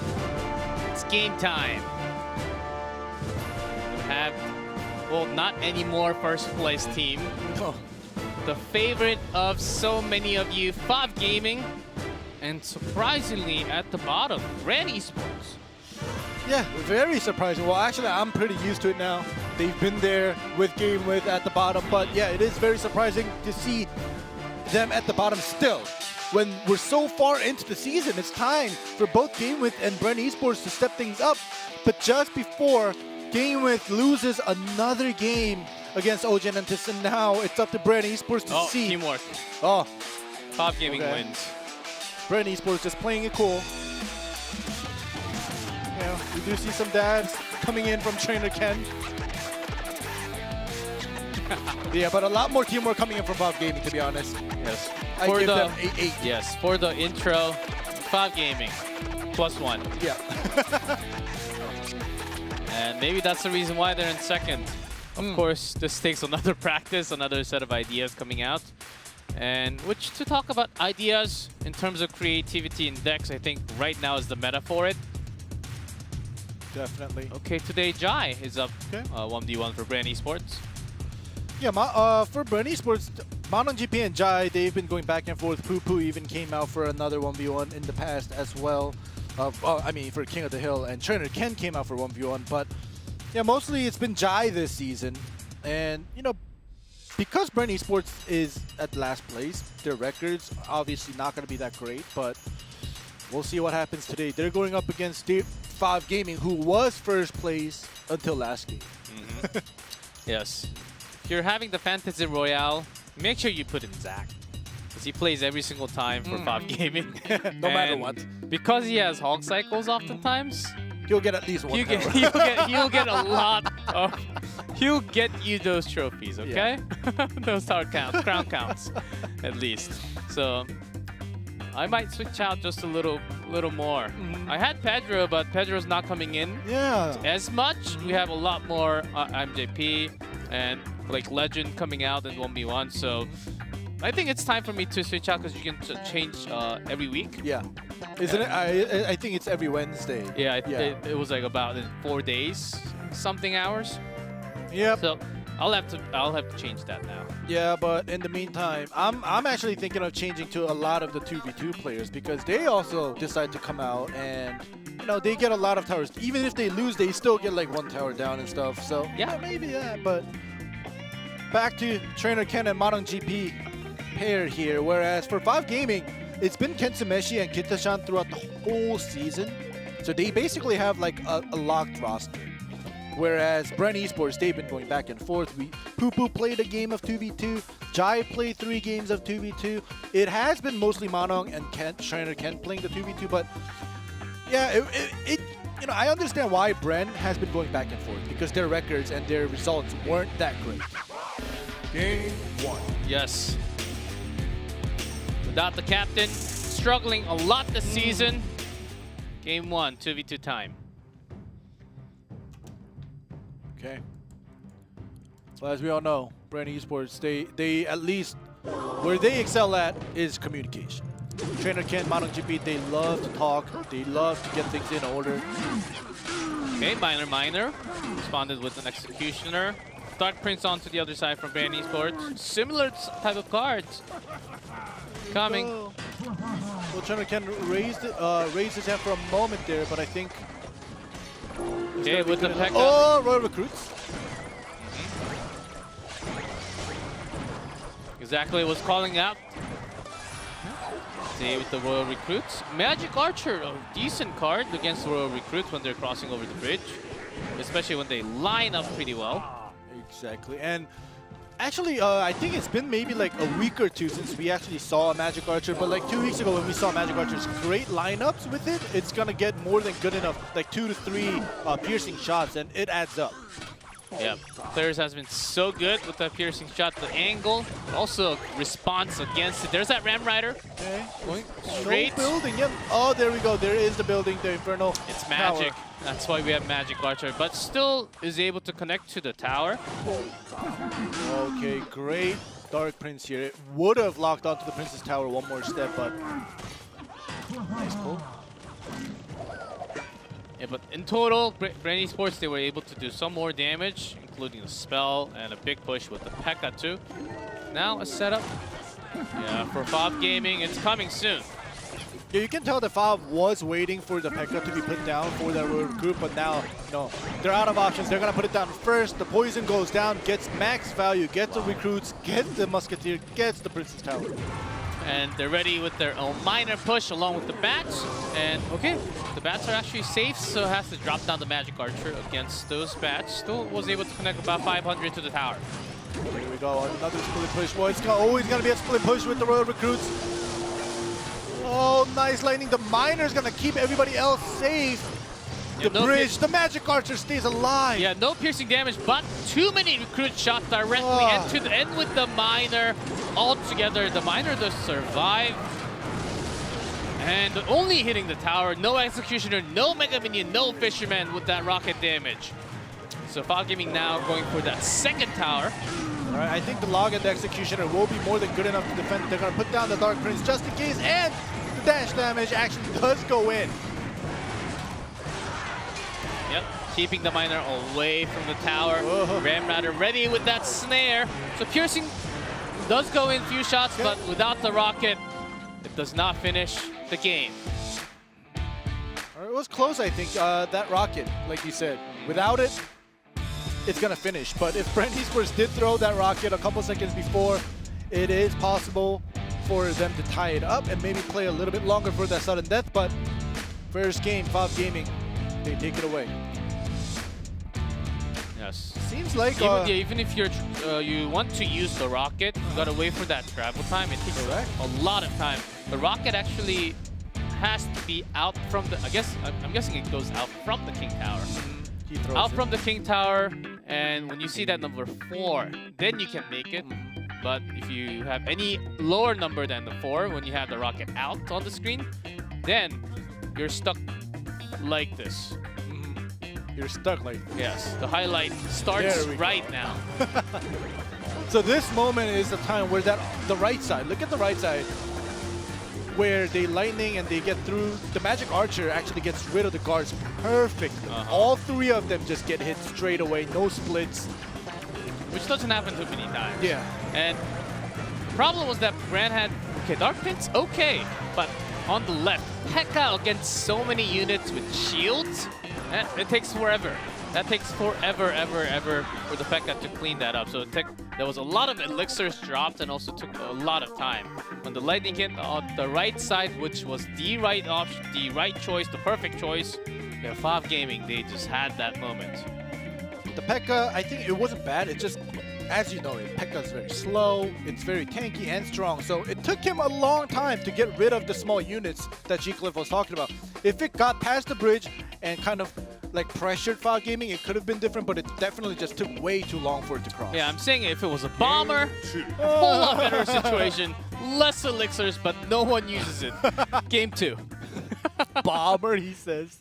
And there's a good reason for that. Oh my gosh. We did see bombers on the west, but Yeah, we do see bomb towers from time to time, even a few times. no, we saw bombers in west. Not here yet, though. All right, Brent's gonna stick with the P.E.K.K.A this time again. We will see. There are some less IQ P.E.K.K.As against the miner, and it just keeps on going to the tower. Okay, Fob Gaming still bringing out that royal recruits again. Oh, looks like a very similar deck on both sides. The Executioner there, Ram Rider there, Magic Archer exists on both sides. So once again, the Ram Rider on the top left will connect. Bottom right, there's no luck for the P.E.K.K.A or the Executioner. Yeah, great defense, but the counter push does come. There's Bomb that tower. bomb tower. And a good snowball, getting all the bats out of the way, but still the Magic Archer did survive. So a couple more shots into the Princess Tower. All right, so this time around, Brandi Esports, they are counter-punching back at Fav Gaming. It wasn't like this early game in game 1. It was Fav always pressuring, but this time, Bren just came up with a better way to use their elixirs defending. Yeah, Fisherman getting a whole lot of damage into the top right. So Fav Gaming, let's see what their choice is going to be. Okay, recruits 4 on the left. So let's see if that's enough against the P.E.K.K.A. and the Dark Prince pushing through. The Magic Archer locks on here. Ooh, but this is I think it's I was gonna say way better with Brandi Esports Magic Archer, but the lightning will get rid of it. Yeah, a perfect lightning on the 3 targets. Yep. A similar situation, piercing shot, second, third, number 4, 5th, 5, 6, 7, 8, 9. What? Are we gonna see in 10, the world? 10 piercing shots. Okay, that clip goes. That's a Legolas. That clip goes on the Clash Royale Reddit right now. My goodness. Wow, that's a lot of shots directly, and now down to 183. Fav Gaming, all they have to do is defend against the miner, and they can still work on the left side. Ooh, but the Fisherman will pull some of the units in so he can cross the bridge a little bit early here. I think it might be a double tower here. They're certainly looking for that when Brandi Esports, they're still busy taking the first one out. Great shot from the Baby Dragon, taking out everything. The The ground and on in the air. Yeah, the 10th piercing arrow just made a difference that Brandi Esports cannot catch up from. And the problem is Royal recruits. So many to go through Fav Gaming. Only a spell, only a poison away from taking the game number 3, and they will grab an important 2v2 victory. Kita-shan, Kenzumeshi, they have done it again. Yeah, this pair, like I said, have been together since the beginning of the season, and 1, 2, 3, 4, 5, 6, 7, 8. No. One counting loss. the win? So 7 wins in total yeah, 7 and 1 in 2v2. in 2v2. That is just insane. The best pair And right you know now. what? I have to say this again because I haven't said it in a while, but in the last season, Fav Gaming, they weren't this strong. But they had no roster changes. They had nothing. They just stuck with the same players, and they just got a lot better by practicing during the break. And come Season 2, the 2v2 is 7 and 1. But yeah, the piercing arrow, they have to show the highlights for that. It wasn't this. This was game 1. The piercing arrow actually was pretty good with the guards like we were talking about. It landed on all 3 of them. So you know, that was one of the rare scenes. Excuse me, the rare scenes that we saw from the Magic Archer. But oh my goodness, 10 arrows locking on. That's just legendary. Yeah, that's why Kenzumeshi was actually in one of the top player. Yeah, not just in King of the Hills. Yeah, 2v2, Kenzumeshi, Kita-shan staying on top along with Thunder and One Crown from OGN. The win rate is going through the roof. Yeah. I mean, they're getting close to 100% win rate. This is the moment. Oh my god. Look at the Magic Archer just. And then the guards. He's a wizard. Okay. Duck Duck Goose time. Come in a line. Make sure you follow your teacher. And you notice how the production, the 10 shots were too long, they just cut it. Like, we can't watch all 10. Yeah, because that itself has to be the entire highlight duration if they actually make it like that. So Kenzumeshi, Kita-shan, they will stay to be the top 2 players of 2v2 here. And it seems like no one else can actually stop them for now. And also, Jack is making another history for Fav Gaming. Yeah, look at his record, 5 and 2. So this season, all the quote-unquote great 1v1 players from last season, they aren't having such a great season, except for Jack. Yeah, Jack also going for really quick cycles, not just the Hog Rider, which Hog Rider actually, because of so many fishermen and counters against the Hog, Yeah. no one else really using it. Oh, we've seen it a few times. Just within the last few weeks from the West and the China. But Jack is the only one basically who still uses the regular Hog Rider. And there are a lot more decks now, especially with that Executioner, Tornado, even EQ popping out. with that Hog Rider deck, I think they're still safe to go. But if you're really using them all the time, you can be countered against an opponent like Jai here. Yeah, we did actually see, I don't know who Jack was going up against, but maybe it wasn't Jack, but the Hog Rider did come out, and the Fisherman, as you talked about it, yes. Ice Law, against Ice Law, I think. The Fisherman just basically just always activate the King Tower, and when you have a close range winning condition and the King Tower is activated, it's no good. Yeah, but one game he actually, even after that activation, did bring the game to himself. That's Jack. Game 1, Jai versus Jack. All right. Is this going to be the day of 2-0s? For Group B, yeah, has never happened. Yeah, one set away from that happening. Ice Golem. Okay, Jack did play a few more balloons. So for now, just holding. Ice Golem pairs up so many. Yeah, this time with the little piggies. Okay, there we go. Nice Goblin Cage here, but still 4 piggies and Ice Core. Okay, E-Wiz has to be put down just to make sure it's a little bit more cleaner for the defense. 3 Muskies. Yeah, Royal Hog 3 Musk with the Royal Ghost Fairy. Like, ooh, that, and Jai does have the lightning. Perfect, perfect, perfect. So add 3 elixirs to yourself. All right, well, now Jai has to take a breather. And look at the tower damage. Yes, exactly. And Jai did a whole lot more, about 900 more damage. Okay, Jai does have... Okay, if this comes out to be the Royal Ghost and the Hunter on the back, does have some solutions, but it's going to be tough. Just in case for that Fisherman, we always see players put down the skeleton in the middle. Because Hunter, the moment the Hunter's all the way back there, which means that, okay, the bullets spread. And time for RG. Jai gets the first crown. Minute 40 into game. All right. Royal Logs all stacked onto the left side. Not the best log we've seen, but still, in terms of what's going on right now, A-okay. That was funny. The Brawler went all the way to the right to kill the Hunter, and he was definitely on the right side of the board, and he just walked back to the left side. I think it depends on... Okay, 3 Muskies a lot again, but this time behind the King Tower. So only getting 2 this time. Alright, well, the one left is on the left lane, so now Jack has to make something happen on the left with the Muskie and the Ice Golem in the front. And then make it like that, and then have a split push with the Royal Ghost. But you don't have too much time, so going all in on the right, responded with the cage. Here we go.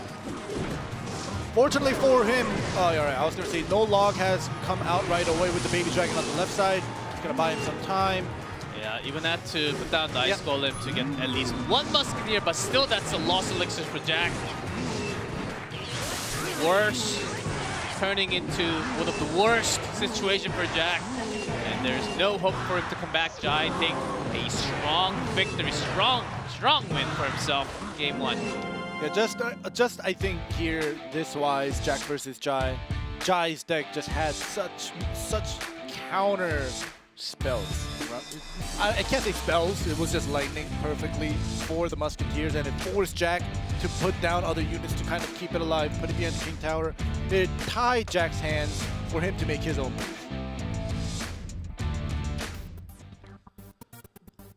Yeah, rough situation. Jack sort of had an idea that it was going to be RG. With the lightning, before the lightning, it was hard to predict exactly with the cage and just an E-Wiz. But I think the big moment, yeah, this was a lot, but the big moment came down when he had the Hunter put down on the back of King Tower. See how long it actually takes, even when the Mega Minion's blocking a few of those bullets.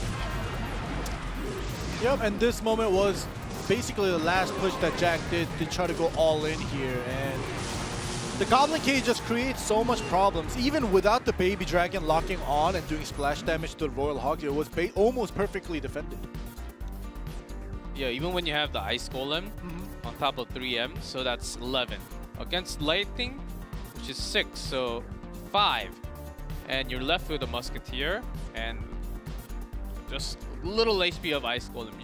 You're losing not a big value, but still a little bit of elixir just from that play.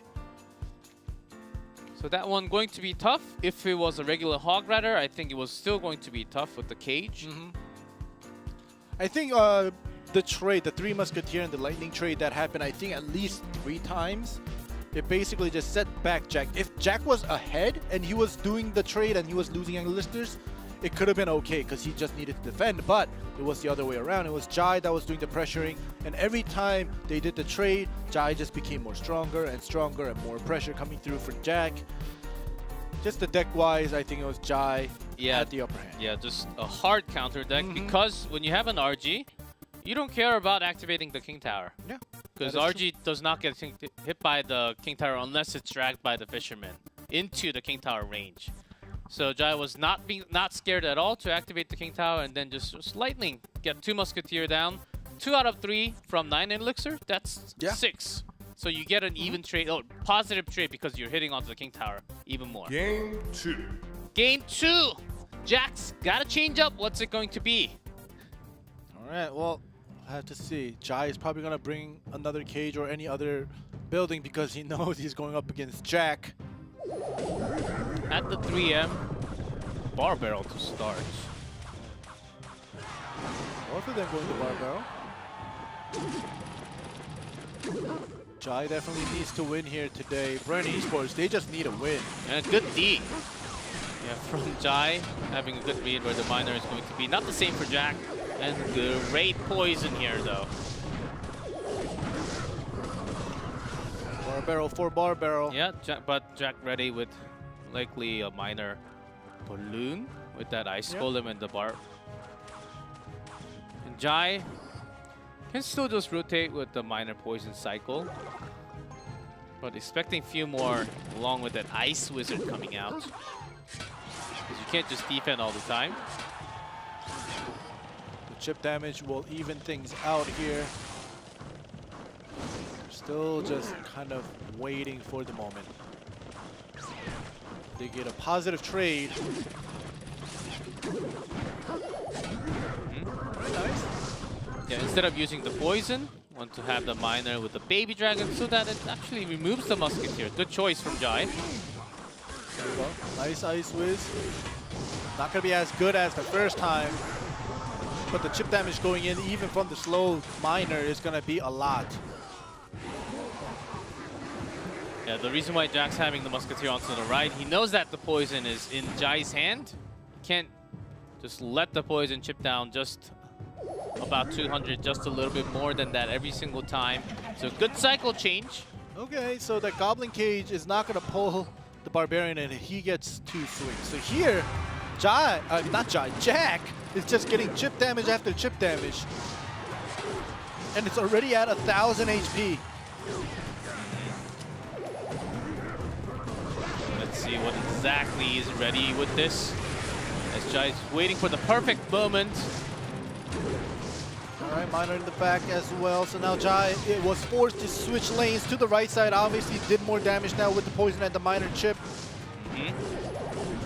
Whole lot down to 740. 754 here, down to the final 30 seconds. Here comes the balloon. He was reading it the entire time. It's ready. The Ice Wiz will focus and the Mega Minion onto that miner. So the balloon is pretty up the end. Tornado comes in, saves the day. There's only 13 seconds left though. Yeah, 506 for Jack, but he has to connect the miner a lot more. Wrong prediction here. Yeah. But still 1,000 away comes the balloon. Jai is ready with the cage first. But right now the balloon is the least of his problems. The miner chip just constantly going in. Yeah, even the death damage, so has to use the tornado. Yeah, the cycle right now is basically stabilized. It's gonna keep going on as Jack gets the miner chip damage. The miner it's gonna be over. And with the snowball, it does enough damage for him to tie things up with 1-1. Here was holding in the tornado, keeping that balloon away from being played for such a long time. But Jack, even before those 2 key cards, was doing a whole lot more minor connection. Yeah, Jai could have done the same thing, basically. He had the miner as well. Jack just defended it a lot better. The poison, switching lanes, taking less damage, and bringing the fight to the lane where he had the advantage was great play by Jack as well. In the beginning, the first miner was well defended by Jai, but as time passed on, he just kept misplacing, and the miner just kept getting chip damage over and over. And as you see, Jack has such a fast cycle without playing the balloon that the miner just so much damage. He did all the job. He did all the work. Yeah, the miner poison cycle, you really need to keep the miner landing on at least some damage. Like the balloon, if your death damage connects, that's good. If your balloon connects, that's great. But even if those two don't happen, the miner with the snowball, you can force some damage to the tower every single time, which Jack does have in his hand. For Jai, you gotta have poison all the time, and the miner together, and maybe in 4 or 5 minutes you can win the game. Yeah. And Jack just having the balloon, like you said, it basically forces your opponent to focus on the balloon not getting to the tower, that the miner in the back is almost free to do, not free damage, but still do a lot more damage to connect compared to just the miner poison, like you said, which takes more precision to have the perfect timing for max potential damage. But there we go, timeout called. Yeah, instead of miner poison tornado, we've already seen miner poison Royal recruits. I think that's one of the decks that's really strong right now, especially when there are lots of fishermen. But Jack not really using his own fishermen too much. Maybe that's not the best deck, but I think it was still better of a matchup here. And certainly Jack Hog, Royal Hogs, going back to his Ice Golem balloon push, worked in game number 2. It seems like his boundaries are not actually too wide. Not too many pool of decks. Choices coming out from Jack, but he's so good at it that you just cannot stop it the entire time. That's actually the pro or the good part of having or being good with a fast cycle deck. Yeah, right? Exactly. Like placement fights. Alrighty, match point for Fav Gaming. If Jack wins one more, that's match. But Brandi Sports, Jai can bring us to King of the Hill. All right, well. So that's why we have so many of these quick cycles. Well, Jack may be going back to game 1, and Jai just on RG deck here. All right, well, the Hunter did not serve Jack well in game 1. We'll see how he does in game number 2 here. Yeah, straight up RG after the Hunter is gone. 3 must. Back to it. All right, the Musketeer in the back for Jai locks onto the Ice Golem, so. But still, RG did so much damage. Yeah. I looked at the Princess Tower, I was like, wait, so much damage still. Oh, nice fish. Insane. The reason why RG's being played everywhere. Oh my goodness. Even the Sparky players will be crying. Even Paper Thin. He doesn't cry. Yeah, he just plays it. He just plays the RG. That's what he does. And there we go. This time the Royal Hog will get a little bit more damage than he did in game number 1. Yeah, because the Fishermen now, pulling.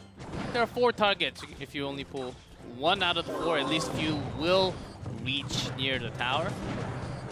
2 shots from the Muskie as well. So right now, in the beginning, the first push, Jai definitely had a great push. Here we go. Once again, the RG with the Fisherman and the Hunter put right next to it. So even with the zap, the Hunter gets 2 close range shots, gets rid of the RG real quick. Just responds back with the Knights and the Skeletons. Ooh, and the Royal goes on the left side, getting a lot of hits in. Yeah, he's a little tired, but he gets the damage done. All right, there we go. Another one. Yeah, Zap to delete the Skeletons, but the Fisherman does not really serve his purpose too much, like pulling in, limiting the damage so the RG can do some more. All right, if you notice though, the RG, it's connecting every single time because no building. And here we go now, double elixir. It's been double elixir. Jai cycles a lot faster, and now the RG will definitely get rid of that bottom left tower. Yeah, Jack wants to trade here with the top right. Maybe do a little bit more with the coming Musketeers. Now locked into the knight. All right. But if you notice, both the Princess Tower, the secondary ones, they did, good amount of damage to each other here. So Jack pressuring. Hunter placed right there, expecting a good fireball, expecting a pocket RG potential and limiting the minions, but Jai back again. 3 Muskies placed in desperation, and the zap will buy it time. The log. Great zap timing. Jai's got a big control. One more pocket RG and a zap will finish the game. Okay, Jack, final attack here. Final strike. Fireball and a zap. Does not even have time for that.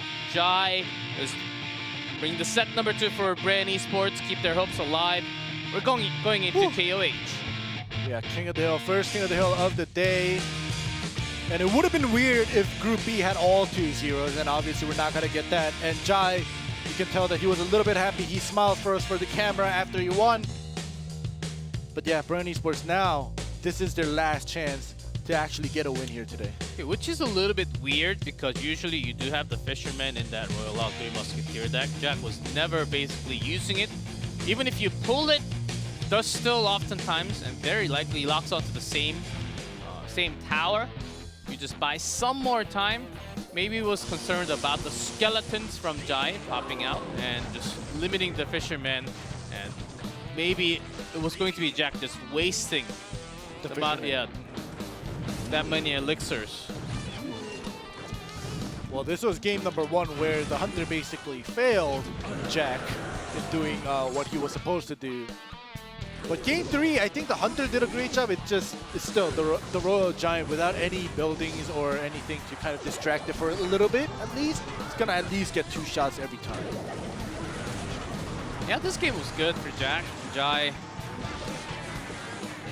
was ready with that tornado every single time, but still the HP was down pretty low before that moment happened. Yeah, a player like Jack, who is so, well skilled in the fast cycling decks, I think he should just stick with it, because whatever he plays with, anything that's fast cycling, it doesn't have to be Hawk cycling. Anything fast, like game number 2, right? That's when he controls. That's when he makes the pace. But when he plays like game number 1 or 3, he's always forced to defend. He's never attacking first. He's never comfortable attacking first because he always has to worry about something to defend against. But all the decks or all the cards are very heavy, so he has to calculate it, and he's not confident enough. Okay, back to the roster. Kenzumeshi, Dani, Jack. Okay, so Dani does come out for King of the Hill, as he did all the time. And for Brandi Esports, Trainer Ken, Jai, Manong GP. Okay, well, thinking just a little bit here of what the deck choice is going to be. As Kenzumeshi is really known for his Golem play, but we've seen what happens with Golem yesterday. You don't even have time to put that down. Nope. And when there's a meta with Fisherman, if the Golem just pushed to the King Tower, you're not getting anywhere near even 1 elixir value out of that Golem. Golem's not going to be played. Even if you have it in the deck, it's not going to be played. Yeah, what's amazing for Kenzumeshi is that, okay, he's got a great record in 2v2. But in King of the Hills even, great record. Yeah, before we started the day, he was number 2 with 71.4% win rate. Just behind TNT. I'm just talking about King of Hill win rate. Yep. So he should still be number 2 because OGN just did not play King of the Hill. Well, we'll have to see, because I also want to mention that Brandi Esports, it's very unfortunate that I have to mention this, but Brandi Esports, they went to King of the Hill and they got 3-0'd 3 times this season already. And one of the teams that 3-0'd them was 5 Gaming Kenzumeshi, and he's up first here. So Brandi Esports, they have to just at least beat Kenzumeshi, bring him down. 3-0'd? Yeah. Was it that many times? So that's the 1-3-0 from 5 Gaming, right? And then Brandi Esports, they got 3-0'd by Sandbox Gaming Sato, right? And then they got 3-0'd by TNT from OGN. So that's, yeah, it's very... Lots of 3-0s, but some 3-1s in there too. In fact, they can only climb back by playing better with the roster here. Let's get ready here. Kenzumeshi versus Trainer Ken. Let's just hope that Kenzumeshi isn't overconfident here. Just because he 3-0'd them in the past doesn't mean they're the same team. I have to see if Trainer Ken is ready to defeat Kenzumeshi.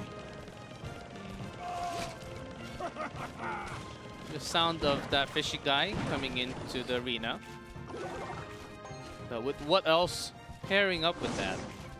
Skelly's a little bit faster, so now the fisherman's gonna focus on the skeletons. Yeah, but brings the Musketeer in and pushes a little fast with the lava now. Baby Dragon staying alive is gonna allow it to be the bridge lava. The pups will get, you know, a decent amount of damage, a couple hundred damage going in. Considering it was a first bridge lava right off the bat, I think it's not bad. Kenzumeshi ready with whatever the other spell from Trainer Ken actually is. So still with that lava zap, expecting a lot more Cycle Miner to come out. There we go. The Miner. Fortunately for Kenzumeshi, he had the Musketeer in the bag, so Miner won't do as much damage as it usually would. Graveyard coming down. Yeah, but And Barbarian, great setup, and Trainer Ken's not perfectly defending this, but is actually ready with that Baby Dragon. And the skeleton popping out so well. Look at the damage it did. Even, yeah, it was just a Baby Dragon, right? But still, the skeletons, they just popped out right next to the Princess Tower, but the Fisherman will connect, even things out a little bit here.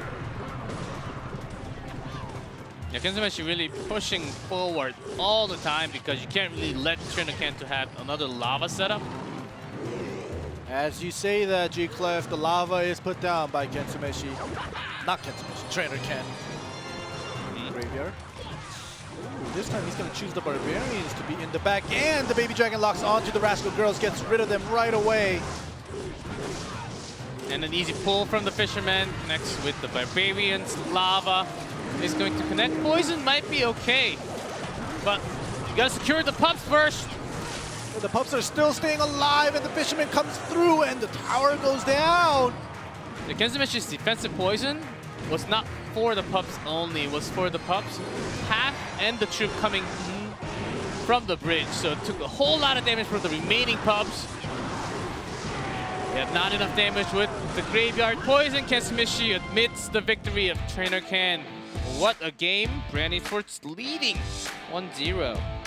All right, well, I think Brandi is already happy that they beat the player that 3-0'd them, and Kenzumeshi is down. We're going to see Donnie come up next. We haven't seen this guy in a very, very long time. He only played 2 games of King of the Hill this whole season. And an important match for Bob Gaming. Yep. Yeah, a whole lot of graveyards coming out. Take a look at the highlight, as with the Rascals. Certainly had the Princess Tower sitting onto the boy the entire time. And because you knew there was some kind of big spell coming down from Trainer Ken, I think Kenzumeshi was concerned about the placement too much. This is great. We had Barbarians, we had Mega Minion, Fisherman coming past the bridge, and Trainer can also put down a Miner in the back where it wasn't in poison damage. So even if the poison got rid of everything else, like, he had to choose. And he put down the Fisherman for the Miner, but still it wasn't good enough because the Princess Tower had so many units to lock onto, basically keeping all the other units free. Okay, Donnie's here for Bob Gaming. He needs to Wonder what's in that secret notebook. How many decks? What kind of decks? Yeah. Well, it seems like the coach and Donnie are kind of contemplating on what deck to play, or discussing what Trainer Ken likes to play so he can go up against him. Okay, Ending, what do you think is the best choice against Trainer Ken? What Trainer Ken just played and some potential decks? Well, with the lava, I think it's always just best to counter with the faster cycling deck. For me, that's my choice of deck when I see a lava, because yeah, you can let the lava be put down in the back, and before he does that, just counter push him on the different lane, and force the opponent to split and have less supporting units for the Lava Hound. Is my choice. What kind of cycle though? Game Well, that's 2. the problem. Nowadays, you can't do a Hog because just in case you have, you know, a Goblin Cage or Inferno. Maybe I think a Royal Hog could be good for me. Yeah, Royal Hogs, I think, yeah, it has been really popular. Especially against the Lava Hound. If it was something else, something heavy, other than Lava Hound, maybe not. But I don't know, just for the Lava. How about you? What do you think? Yeah, Hog EQ, I think. Hog EQ is a great choice against Lava. Even if there's a cage, EQ. Or if you're lucky, just have another Lava Hound with the Infernal Dragon. Yeah, there are lots of Lava decks with him. Yeah, Inferno. Just play a better Lava deck. Zap for Zap. Okay, that calls for Lava versus Lava. Who is a better Lava player? Talking about Lava, we actually haven't seen any Lava Balloon this season in 1v1s, have we? I think we had one. Oh, did we have one? Just one. Yeah. And want to see more clones happening. TNT used a lot of clones. I think it was 2 weeks ago. Yeah, there was a day with just all him clones. Yeah, him and clone. Yeah. There's something just clipped, something just snapped, and he's like, okay, I'm going all clone today. It was fun. Clones are great to watch. Yes, and from China, there are lots, even without, I'm talking about 1v1, there are lots of freeze, even along with EQ or Graveyard, even Royal Hogs, just comes out as a cheese. Yeah. It could work. But so far, none this season from Asia. They might be keeping it as a secret weapon. Alright, so they're leaking. We're waiting. So it does few. Yeah, minor lava cycle from Ken. You just expect that to happen, and exactly the same. Yep, here we go. Who's gonna play the better lava deck? As we were talking about what would be the best deck to counter with. Do they have the cage or not? Is it the fisherman or the cage? That's gonna change a lot.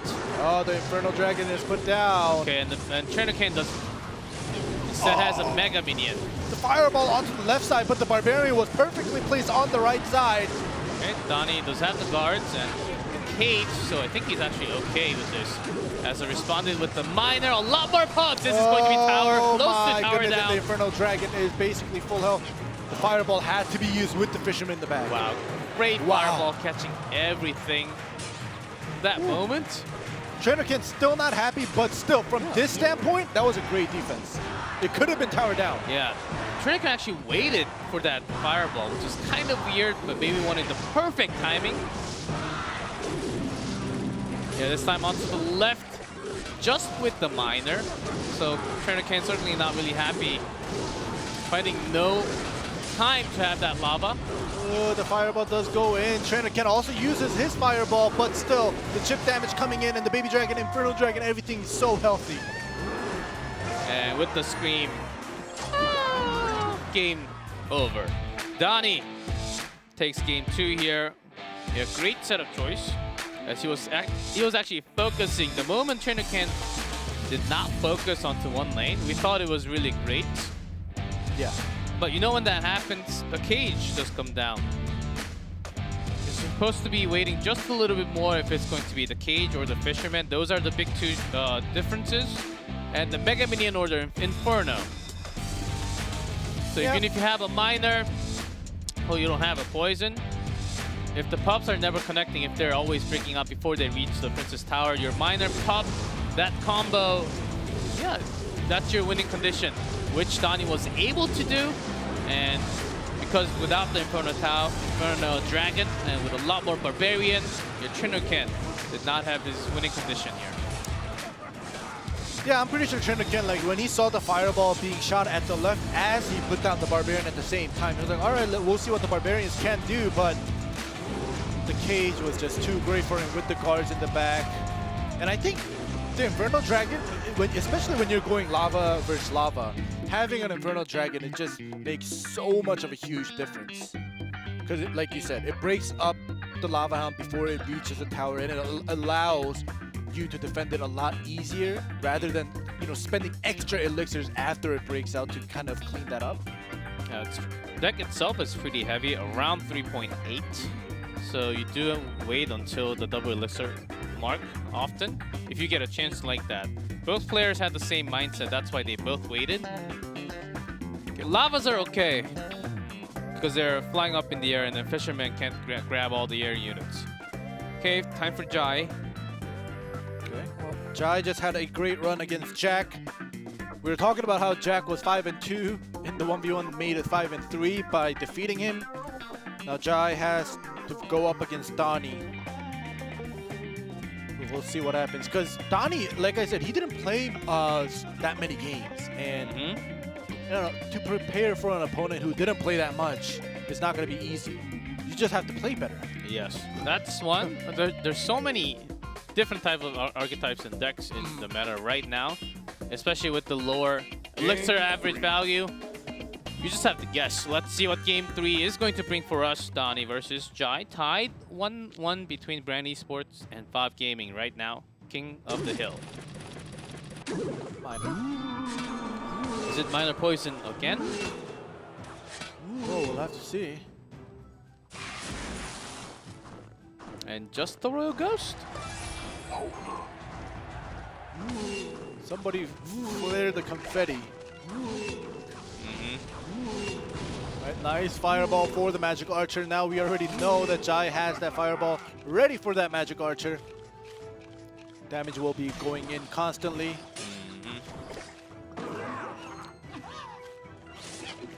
Haven't seen this dude for a long time. Batarang defensive. Miner gets pulled here. Ooh, puts down the Ice Golem right away. So the Barbarian doesn't lock on.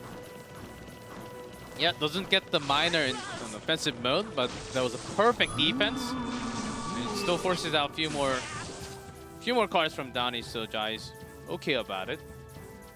Well, we talk about perfect defense. There we go, the guards. Still not going to be good enough, I don't think, even with the zap being used. One slap, or one slash rather, from the Royal Ghost. Ready with that big push. Miner Balloon. He's pulled the Miner, but still the Prince's Power does lock onto it. Alright, here we go. Ewiz not going to be good enough. Gets dropped. That's a huge drop. Yeah, if the Ewiz come down early, it does defend it perfectly. It's just away from the death damage. It was a late Ewiz though. So trying to respond with a cycle here. Batter Ram onto the right side. Yeah, straight up connection. Oh my goodness. So we noticed that the fireball was used now for Jai because he had to use the Royal Ghost and the two Barbarians from the Battle Ram, but that opens up the window for Donnie's Magic Archer now.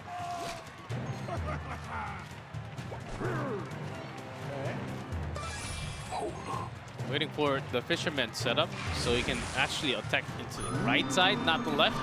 So there's that Royal Ghost to start things off. Miner all the way in the back. The fireball. You saw Jai shake his head because the Magic Archer stopped taking steps because he wanted to get that Magic Archer in that fireball, but he stays alive with the P.E.K.K.A. in the front. Yeah, exactly. And Jai just had to use the defensive Miner onto the right side. Ice Golem going to drag that P.E.K.K.A. for some time. Not too long here, but double Magic Archer fireball only catches one. All right, well, this Battle Ram P.E.K.K.A. push just became automatic because the Ice Golem pushed it, or pulled the P.E.K.K.A. to the right side, and the Barbarians connect. And two members down for Brandi Sports. Donnie for himself covers up the losses that he's done from the other matches. 50-50 now. 2 losses, 2 wins in King of the Hill only. And yeah. Well, that was great play. And yeah, P.E.K.K.A. Ram. Do not really see the Battle Ram anymore. We do see Ram Rider played somewhat in the West, just some in China just within the last few days. Yeah. But for our region, for Asia, we're actually out of this already for a reason. But sometimes going back to the old ways, but still he added the Fisherman in there, so you know it still works out. You can see they didn't expect it. They weren't prepped for this perfectly. We saw Trainer Ken use the defensive Miner many times, and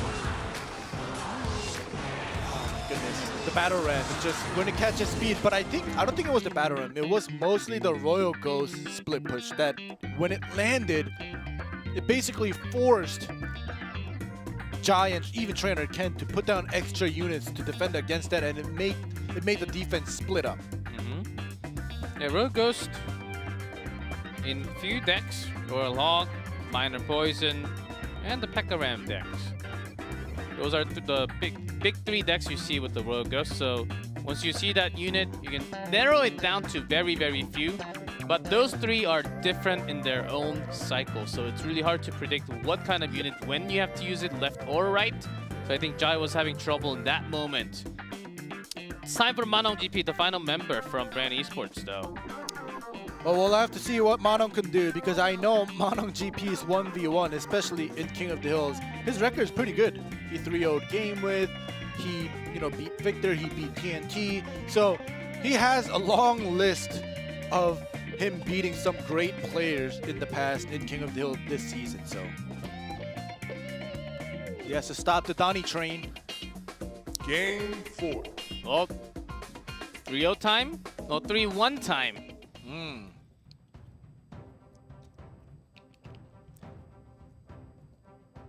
Donnie can keep his P.E.K.K.A. Ram cycle.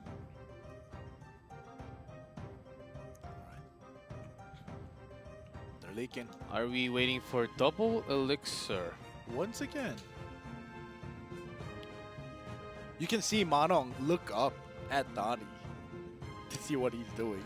And then we had a lot of matches where you're sort of waiting for that double elixir, and then right before you just put down an RG. Or if the opponent puts down like an RG heavy unit, like a Mega Knight P.E.K.K.A. RG or a Golem, Lava, then you suddenly go with a Bandit or a Dark Prince. Alright, well, they're gonna meet. Same level 9s. Well, you're talking about how they put it down a little bit before. They put it down a lot before. The P.E.K.K.A. Nice. All right. So one with the Fisherman, one with the Ewiz, and same deck coming through here.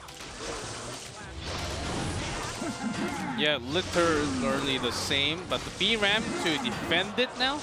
All right. Yeah, but the difference will be that Donnie's Princess Tower actually, resting.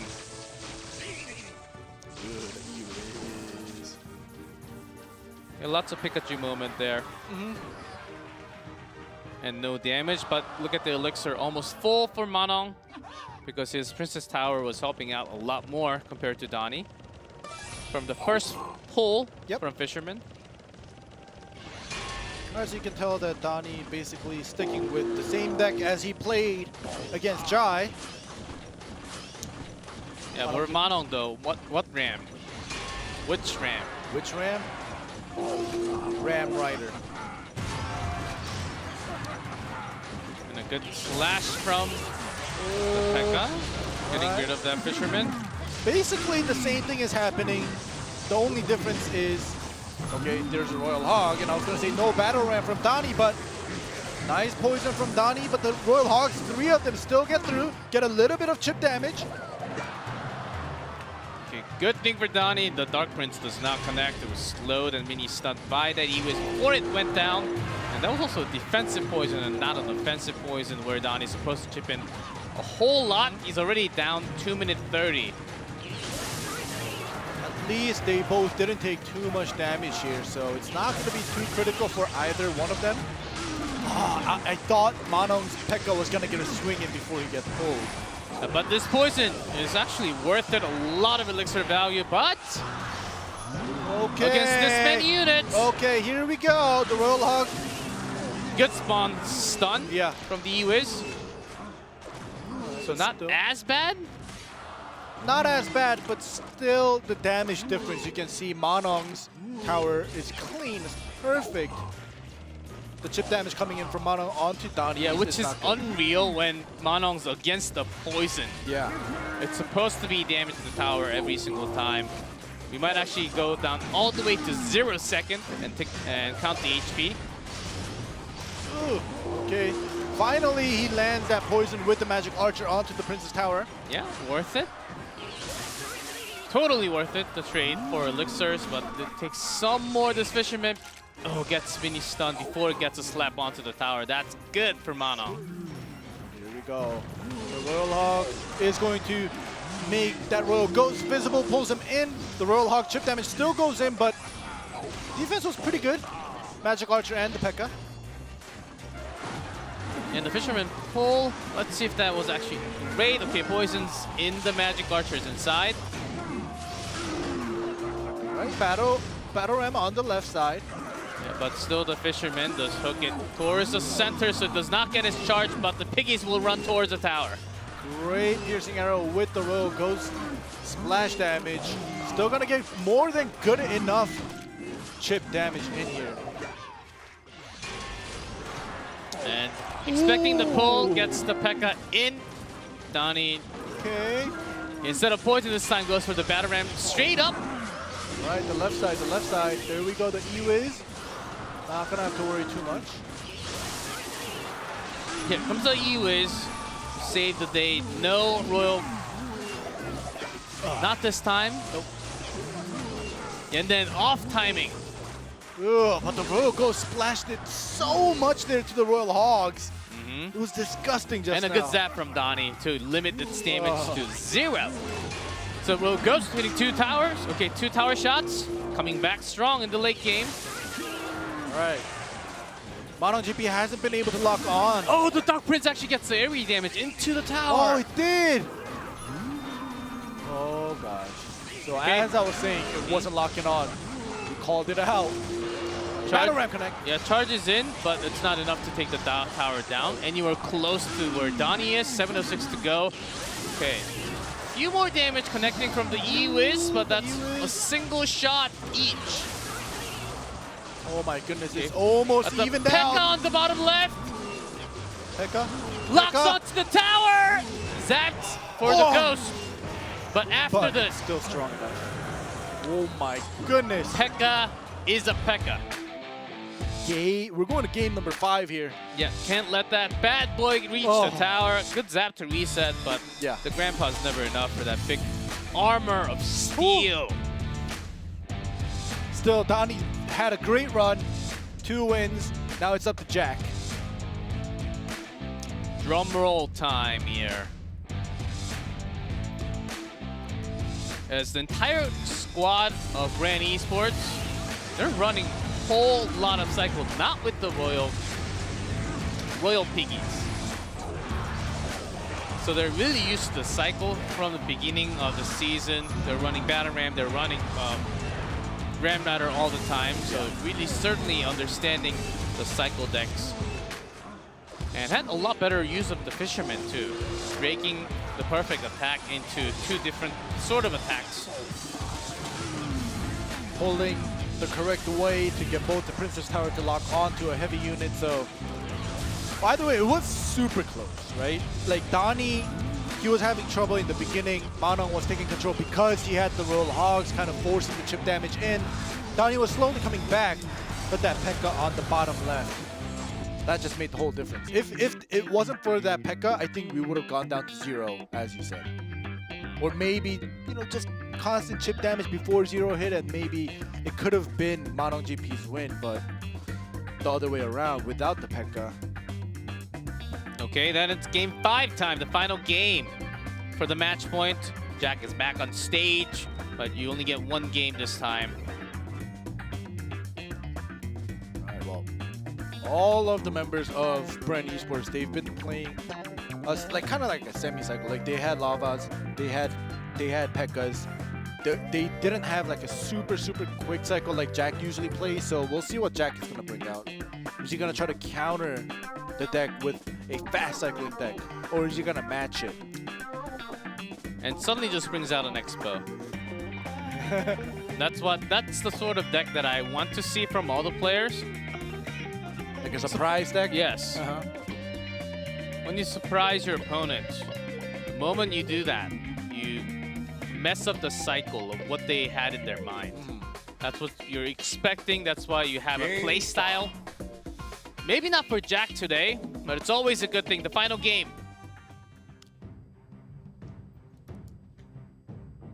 All right. Last game. The winner takes the match. 5 Gaming. Jack Archers. And add magic to it. Magic Archers. Let's see, Manong, once again, the battle ram. Oh my goodness. Are we really gonna see Jack bring out the Expo? You wanted it. Manong's basically sticking with the same P.E.K.K.A deck here. Instead of the Royal Hogs, he's changed it to the battle ram. Do not need those Royal Logs anymore, as still with a Tesla it was going to be good defense anyhow. So buying some time so Tesla's HP does go down pretty low. Trying to buy some time with the skeletons. Yeah, good death damage. So slow does come in. Still one of the Archer does survive. Very unfortunate. Jack put down the Ice Spirit once again, but the Dark Prince killed it right away before allowing it to freeze him. If it did, I think it would have gone one less hit onto the Princess Tower. But Jack already took a lot of damage. Still a great deck for Jack to counter what Manong GP has. As long as you set up a defensive bow. Tesla first. Yeah. Nice minion placements right away with the log. Yeah, you actually want that. I want the Ice Golem to fall down, so he gets the death damage onto the minions, making it easier. Also to take small damage, the slow making it easier for you to take out those minions in the air. Finally, Jack puts down the defensive Expo here. And as we all know, if that defensive Expo serves its purpose defending, then he can put down the offensive Expo, and that's going to cause your opponent problems here. Yeah, and then Expo onto the right side, exactly. There we go. Right on the bridge, so Jack's early. Oh, it locks onto the battle ram here. And charges in before the log, so quite unlucky for Jack here as he's pushing the limit onto the right and the left. All right, here we go. As you know, the faster cycle here is Jack. I have more. If without the charge, the Expo was going to survive and finish the P.E.K.K.A easier. Less damage from the Fisherman, and also connects to the tower even. Or at least 2 out of those 3. Expo offensive right off the bat here. P.E.K.K.A on the bridge. You're expecting a P.E.K.K.A. No skeletons, no skeletons. Just in time and also in range of the Tesla, but the Batterman does charge. The log. Still, I think the trade was great for Jack here. We'll see if he can make this one into an opportunity. Unless there's a big hiccup from either players, we're going all the way until the last second of overtime here. Yeah. Here we go, onto the right side. Expo put down. B-Ram after that, the P.E.K.K.A. And the Skeleton's already dropped, so good luck from Jack though. The piercing first to the Archer, now into the Expo, so has to drop that Fireball. Great play from Jack, only 1 pierce damage into the Princess Tower. Yeah, but now every single pierce damage or any tower damage is going to be critical because, like you said, if we go down to 0 seconds, Jack's going to lose. Okay, Jack is rushing just a little bit. He knows he has to rush it. He knows he has to somehow land the Expo hits onto the Princess Tower. Yeah, but it wasn't too much of a rush where Jack was going to lose too much. Yeah, first defensive tower, defensive Expo. And then not think about the piercing shot from the Magic Archer and the Skeleton. So Manong GP working the opposite way. Waiting for it, waiting for it. And the Battle Ram now put down in the back with the Fisherman is going to keep Jack from putting down another Expo here. So he has to defend this. And nice zap. Yeah, good zap to get those Skeletons out of the way. All right, here we go. Ice Spirit just enough. All right, Expo Tesla on the bridge on the right side, but the Magic Archer locks onto the Tesla. He's gonna get rid of it a little bit quicker than it should have. Good Ice Golem to the P.E.K.K.A. Does not connect the single shot onto that Expo. Even has to use a zap. Ah, the Ice Golem a little bit too late. He uses the Skeletons to try to keep away the Dark Prince, but it ignores it. So overall, a lot more damage on the bottom side for Jack's Towers. 1,500, 1,600. And even the Fisherman. You guys have to remember, Five Gaming needs to win to tie things up with OG and Entis. But Brandi Esports, they're more desperate. They have to get out of 6th place here. Yeah, Spirit gone with that Ewish shot. Yeah. So Pekka does have a big swing onto the Expo. This time does not connect. Only 22 seconds now left. All right, well, Jack is trying his best to try to kind of go left and right with the Expo. And still finds no further shot, waiting for that seconds. Pekka to be dropping. It locks on! It locks on! But the stuns from The Ewiz. the Ewiz. Manong knew that 100%. I don't even need to put down the Pekka. Overtime. Let's go all the way down and count. I love this. How New it system. changed. Yeah. Brandi Esports, it's been a long time. They grab a win against Fob Gaming. All right. One of the biggest upset wins we have from Group B. It is the biggest, I think, including Group A and B, because last week, I think it was last week, where for Group A, we had the first place versus last place, and the first place just 2-0'd. But in Group B, yeah, this was definitely a huge, huge upset. And now, Brandi Esports winning today's game, it gave them the potential to still have a chance of making it into top 4. But they have to win everything. Yeah. That's basically, it's win everything or you're done deal from Group B. Not too many matches left anymore for them, but this can be their last hope of making it into the playoffs. Whew, it could have been a blue day, but Brandi Esports decides to win. Yeah, big moment for Manong GP to grab those final 2 wins Yeah. of King of the Hill. I really like the cycle play, especially bringing the Royal Hogs into the potential Pekka. Battle Ram or Battle... Yeah, Ram Pekka Rider? Ram decks. It was instead of Pekka Royal Hogs, which is not so common of. It's actually pretty rare to see that kind of combo. So we do see these kind of mix pick, mix cards, which I like a lot, making the opponent near impossible to predict what's going to happen. So with the win from OG and Entus today, they secure a spot in the playoffs along with Dragon X in Group A. So we are coming down to the final few matches. We are having the teams going up for the playoff spot. Yeah, and if you notice, 4, 5, 6, they're all 3 wins and 5 losses. So now all 3 of them basically stuck at the bottom, and whoever wins the next 2 games, or depending on how many sets and games and everything in that small calculation-wise, everything could change at the bottom side. It will change. It will change in just 2 more matches. Sandbox Gaming, Brandi Esports. As you can see on the top right, match set head-to-head, and then we take the crown counts and everything together after that.